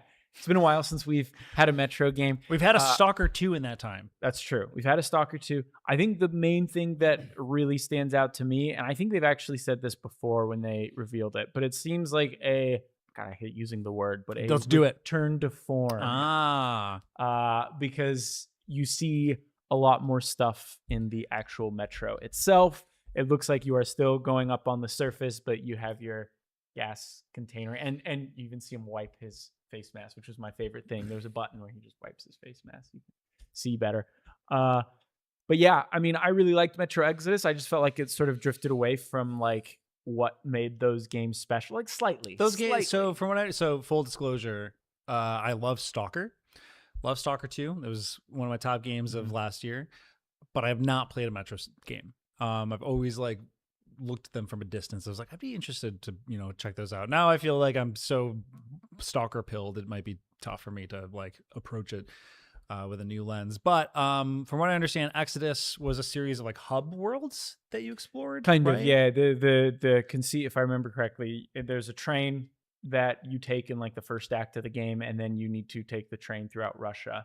And you like get to a new area, you stop. It's like an open world sort of hub. Like, I don't know if that also has that sort of like open area mentality. I'm gonna guess it's a little harder when you're constrained to like the metros themselves. But like, either way, I'm super excited. I can't wait. I love those games. That's the type of game. If there's another game on this list that I wish had a fart button. Yes, you're like sneaking through the metro, and then. And that's only if you hold it for too long. right? So it's like you have to you have to release gas safely. Yeah. You have to be in a safe zone. You have to do it like in an environment, or maybe during action when no one will notice. So you do it, and you're like, no one's gonna catch me. But if you hold it for too long, it might just like. But you could also, if you're doing stealth, you could, you know how like in games you like whistle to get their attention. Instead, you're hiding in a bush and you fart, and then you scurry away. Yeah. And then when they come, they're like, "What the what the hell is this?" And that's when you get the drop on them. You should play Metro though. Is there a fart button? Well, I'll mod one in for you. Should I start with? Do you think I should start? Do you have one? You think I should play, or do you think I should wait? I think it's Metro Last Light. I think is the second one. Okay. That's my favorite one. Okay. All right. One's tough to go back to, but it's janky. Have you played the first Stalker? It's not as janky as the first Stalker. Because I went back and played the first Stalker and I was like, this rules, but this is also messed up. All right. You love Final Fantasy VII. I do. Yeah. Did we see? So admittedly, full disclosure, it's 2.5 hours. I had to pee. Well, I was also relocating from where we were watching before to here, so I didn't see a lot of it. I'm frankly not equipped to really talk. I played the first Final Fantasy VII remake for like 20 hours, and then I got really mad about something and stopped. Controversially, I think the first 10 hours of that Final Fantasy VII is what's the first one called? It's just remake. It's remake, rebirth. First 10 hours of that game are like a perfect game, and then it gets to a point where I don't want to talk about it. I don't want to upset anybody who enjoys those games. I'm not gonna, Yeah, I mean, I feel like to some extent we might upset people just because I don't really have a lot to say about it. I really enjoyed remake as well. Rebirth it's very long. It's a very long game, and I ran out of steam sort of near the end. That said, seeing these trailers, especially I would say less so this one, more so what we saw at Summer Game Fest, makes me want to finish Rebirth so I can get into this. But yeah, I don't know. It seems cool. I like the armor system going on. It seems like there's a little more customization with the characters, and you're kind of seeing it here. But I don't know. I'm not equipped to talk about. We should stop talking about it because there's one thing we're about to talk about, and if there's one thing you are absolutely 100% equipped to talk about, we are about to talk about The Witcher 3. So what's the DLC called? What does it say? Songs of the Past. All right. We are about to talk about The Witcher Songs of the Past DLC with GameSpot. Well, hold on. Hold I feel like first we need to talk about the fact that they are releasing a remaster of The Witcher 3 for free on September 29th. Okay, let me reset this up. Okay, yeah, reset it. Let's start from the top. We are about to talk about one of the biggest reveals, not for the DLC for The Witcher 3 like you thought we were going to talk about, which we were absolutely going to talk about, but the other big reveal, which is The Witcher 3 Wild Hunt remastered, free download for all owners except I don't know if they mentioned Switch. Well, actually, yeah, that is one question I have because right now the Switch we've got a Switch 2 out, and the Switch version is still just the Switch 1 version. There's no updates, which is like for it. a good. But this seems like the perfect mode. opportunity to enhance The Witcher for Switch. But these enhancements look really impressive. But it's also interesting because it's like the second time they've kind of remastered The Witcher 3 because they did it at the beginning of this generation with like a PS5, Xbox. But when they did that, this seems substantial in the way that they said they're like tweaking. They're in there tweaking like the combat gameplay system, and new skill trees, exactly. like this, like all this other jazz that they're throwing in the mix. Oh, so according to Jean-Luc Seipke, the producer and voice of God in our studio, said that it's there's a Nintendo Switch 2 logo on the trailer. So there you go. That makes me really Does happy. that mean those who bought the Switch 1 version, they're getting a free upgrade? Probably. That's wild. Yeah. That's they said wild. free upgrade, so I imagine it's just coming to everyone. That's wild. That's cool. But yeah, I mean, it makes me actually now wish I bought it on the Switch 1. I had no desire to play it on there, but now I like if there's one way I would play it would be on the Switch 2. Switch 2. Yeah. Anyways, but yeah, the amount of like improvements they listed were kind of immense. It's pretty impressive. And I guess that makes sense, right? Because they are releasing a expansion called Songs of the Past in 11 years after. Yeah. Well, actually be more like 12 years after by the time it comes out, which is nuts. But yeah, because I've been thinking a lot about what this DLC could be. And one of the things that I kept getting hung up on is that as much as I love The Witcher 3, it's one of my favorite games of all time, going back to a game that sort of doesn't play bad, but plays different. It's I don't even want to say its combat was a product of the time. Its combat was just... There are things I really loved about the combat, but it's not... It's not like, I don't know.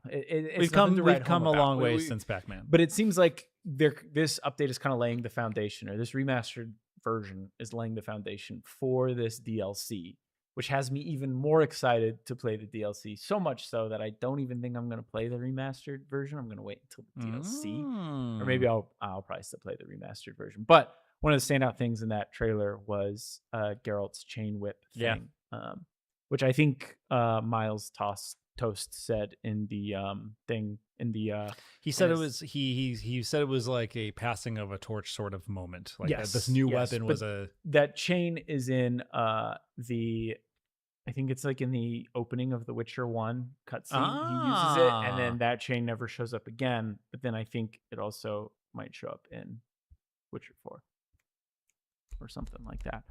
Good time to be a Witcher fan, you know? I think they recently said Witcher 4 was supposed to come out in 2028, and we're getting this in 2027. Do you think they took any...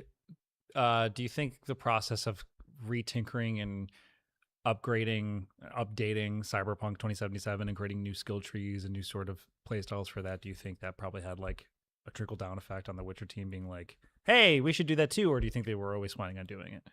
Yeah, maybe. I mean, that would make sense. I feel like the difference with Cyberpunk is that they were trying to fix that game, where The Witcher doesn't need it. Kind of launched to like almost universal praise, so there wasn't really a issue with that. But the fact that they are like redoing the skill trees and everything makes me think, they probably saw how successful and like, you know, for what it's worth, I think the character development skill tree stuff in The Witcher is probably one of the weakest aspects, because they made it a little bit better with the final. Well, not the final DLC. Yeah, the last final DLC. But in Blood and Wine, they like try to make it a little better. But at the end of the day, still a lot of those perks are like, you get a 3% attack boost, or you get like a 2% attack boost on your, you know, they're just like not super exciting, which is fine. You need some of those. But. Yeah. The last question that I don't think they answered, maybe the voice of GameSpot Freedom can come out and tell us, is did they mention at all whether or not this DLC is coming to like PS4, like old gen consoles? Oh, I actually don't know. Yeah, that's a good point. Yeah, I don't even want to guess, because I don't know. I think if it was another developer, I'd say no, probably not. But maybe. I don't know. Just saying. Jean-Luc doesn't know. Jean-Luc doesn't know.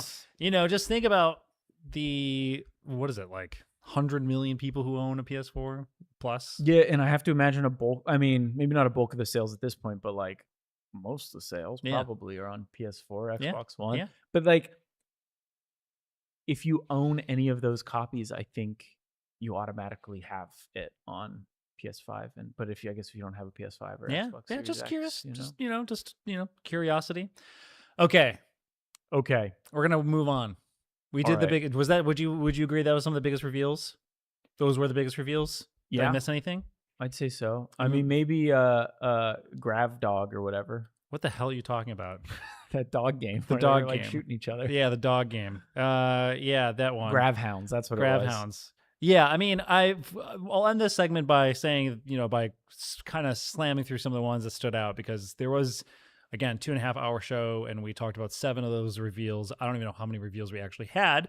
But Rainbow Six Tactics. Oh, there was the one edgelord PUBG game, Dead.net. Yeah, that was a thing that happened. Crimson Desert. New story moments, which is just fascinating to be like, we're adding new story moments. Like, they're adding something new every single day to that game. My only hope is that John Desert, they add a new moment in which John Desert looks at the camera and winks. He can't show any other emotion other than that. Maybe he'll do like a half wink. Yeah, like a half, like a smile wink, and that's it. I'm saying for a game that's updating itself, that's updating all the time, they're like on deck. They're developing that game right now. Add a fart button. Yeah.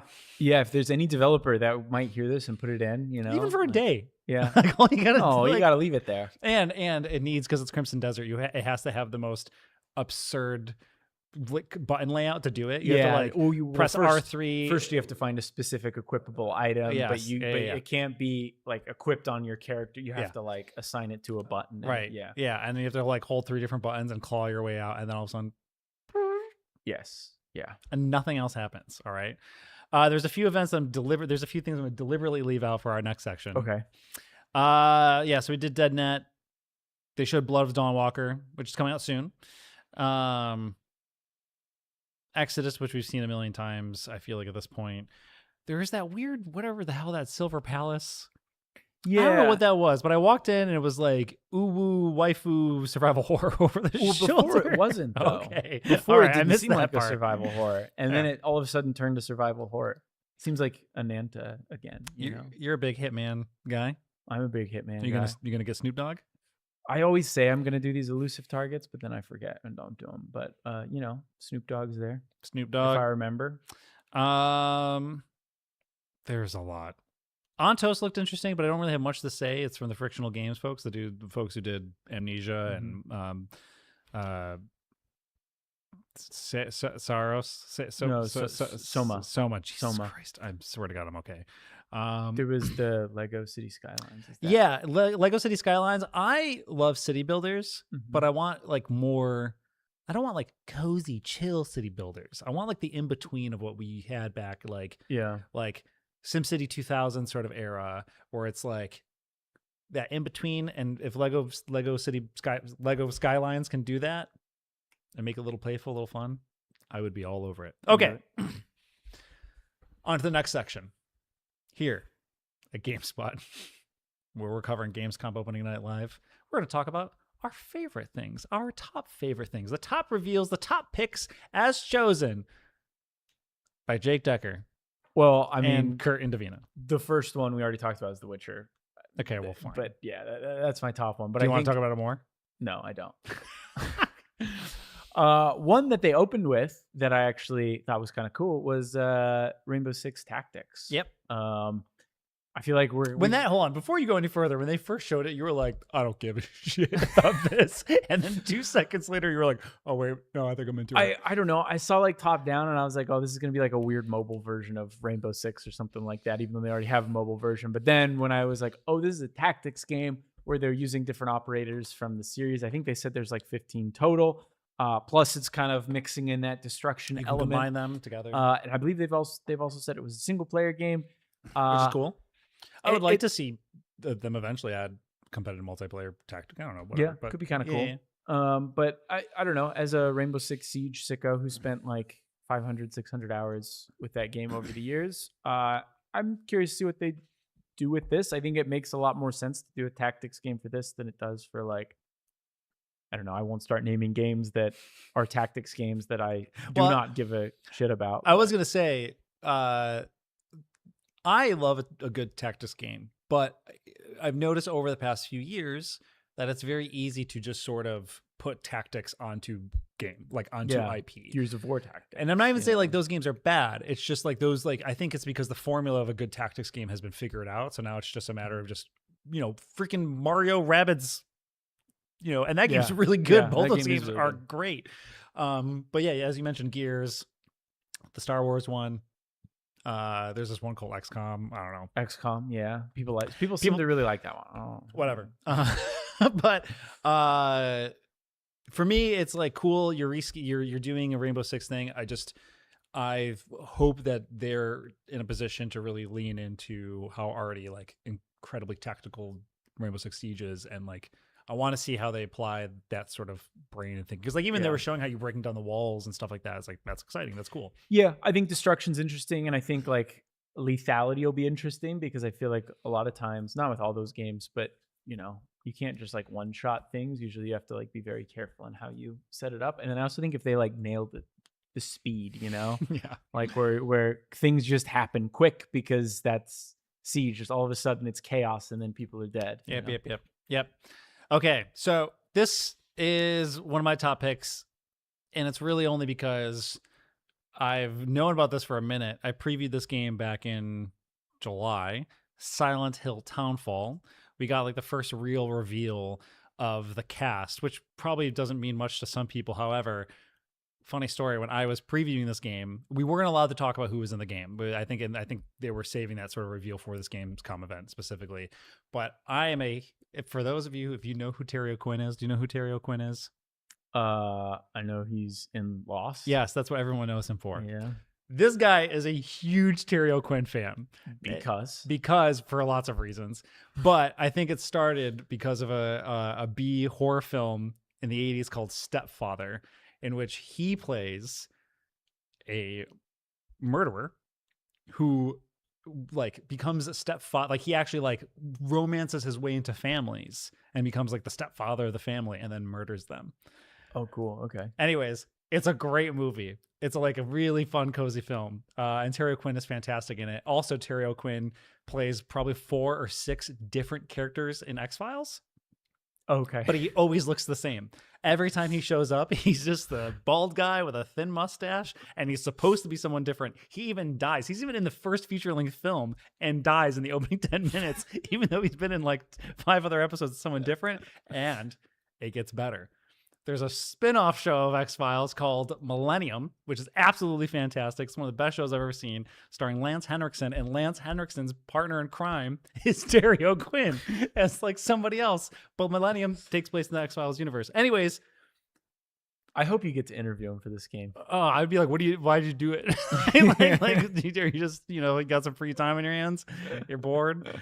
They're not, I think there's a Stepfather sequel he was in, and then they remade it, and then I think they replaced him. Anyways, I would love to interview him about it and talk absolutely not about Silent Hill whatsoever.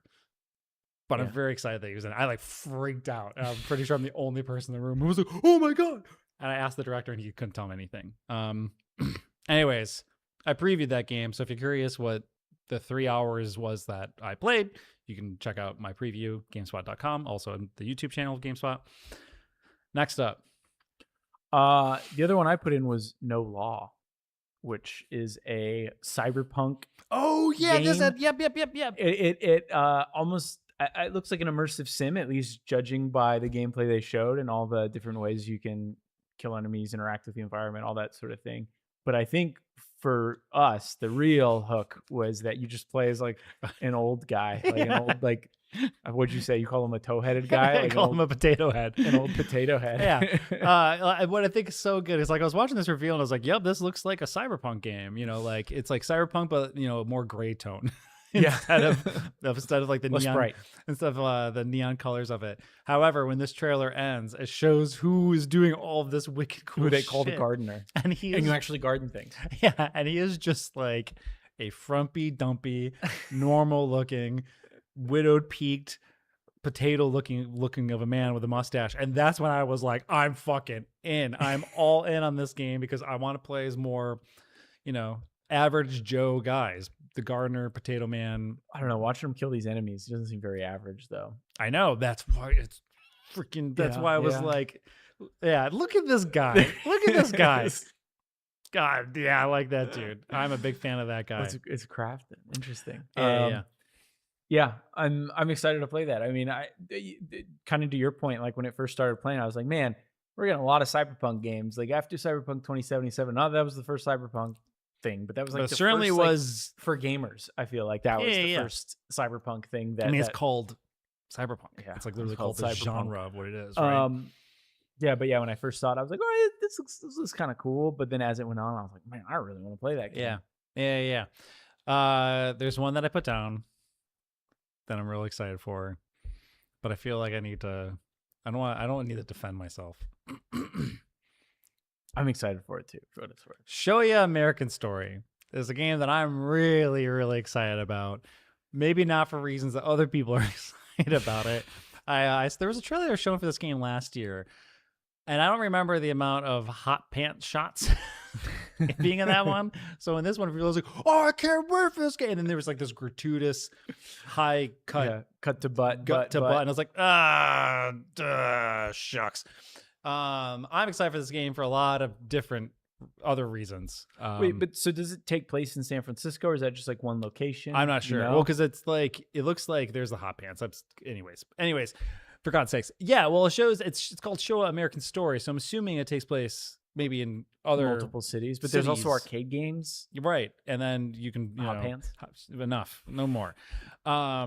Neo Yokohama. So it looks like maybe it looks like a sort of Japanese interpretation of like the United States. Yeah, maybe basically. It's like a world in which like Japan lost World War II. I mean, well, they did. Won World War II? Yeah, won World War II. I don't know. Some sort of thing here. All I know is that when it shows her running around with an American flag, like charging through a group of people and hitting up the combo thing, I was like, I'm in. Yeah, I'm in. And you had mentioned this. Yes, I am a fan of a certain game called Wanted Dead. I think I genuinely love that game. I don't care what anybody says. Good game. Good Kirk game. And this is giving Wanted Dead vibes. So I don't know what the hell that game is. I don't know if it takes place in San Francisco or a Japan set San Francisco. But I'm here for it. Okay, but hot pants and all. To your point, I'm gonna wear hot pants. I feel and play like it. the fact that we don't really know what's going on in that game is part of the reason why you're excited about it. Yeah. And I'm excited about it because so many of these trailers, it's like it's just okay. It's like a dark fantasy, a guy with a sword, and there's going to be some third person combat. It opens up.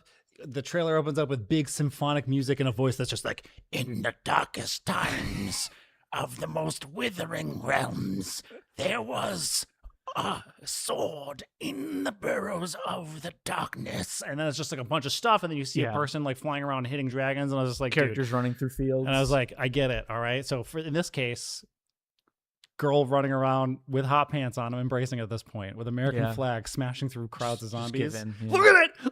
Look at it. And then they launch it off. They like saluted. What do we, come on. Best review of the show. Absolute top tier review of the show.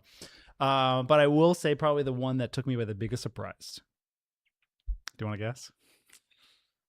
I like is it Capcom related? It's Capcom related. All right. I know what it is, but I'll let you.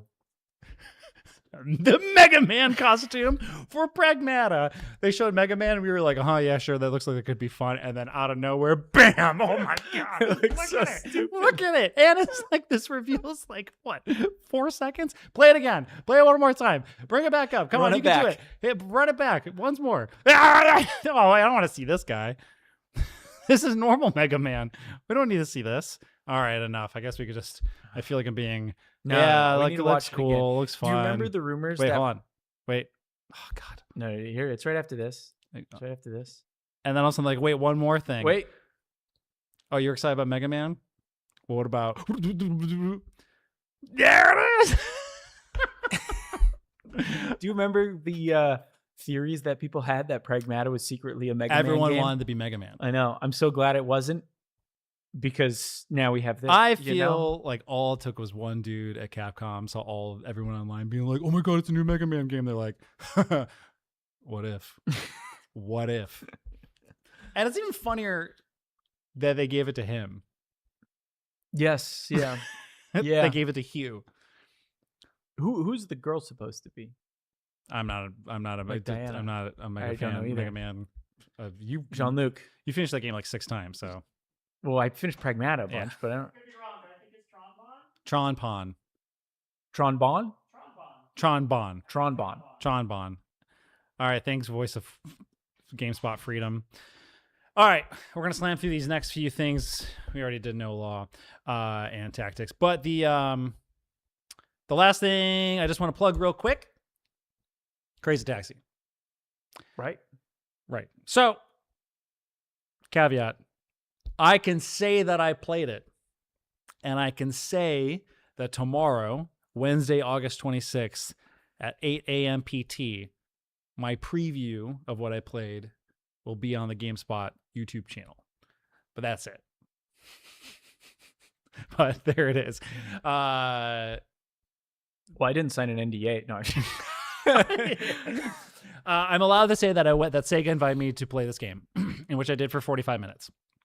So, but the details you'll have to wait for until tomorrow.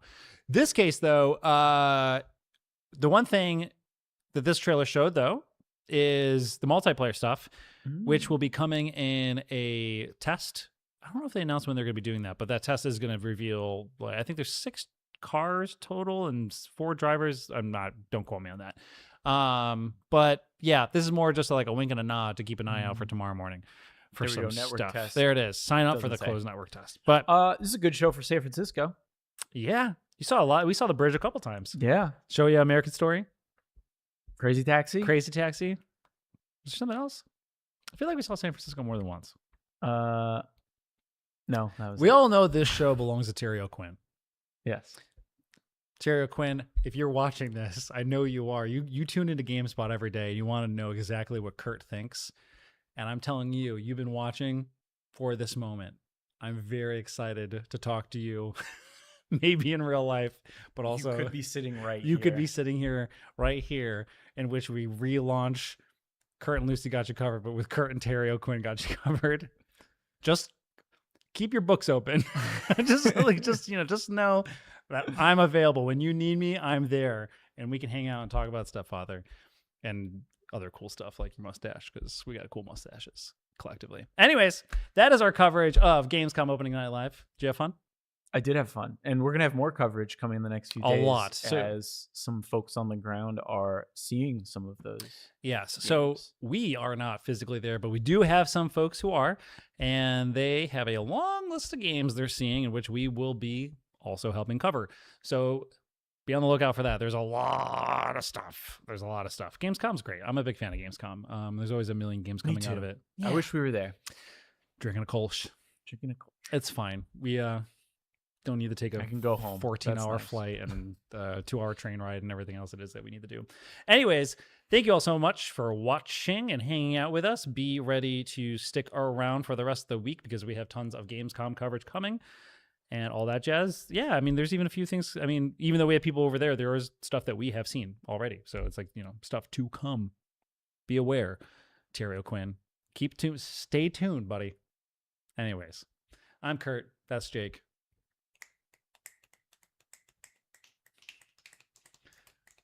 Have fun, everybody. See you later.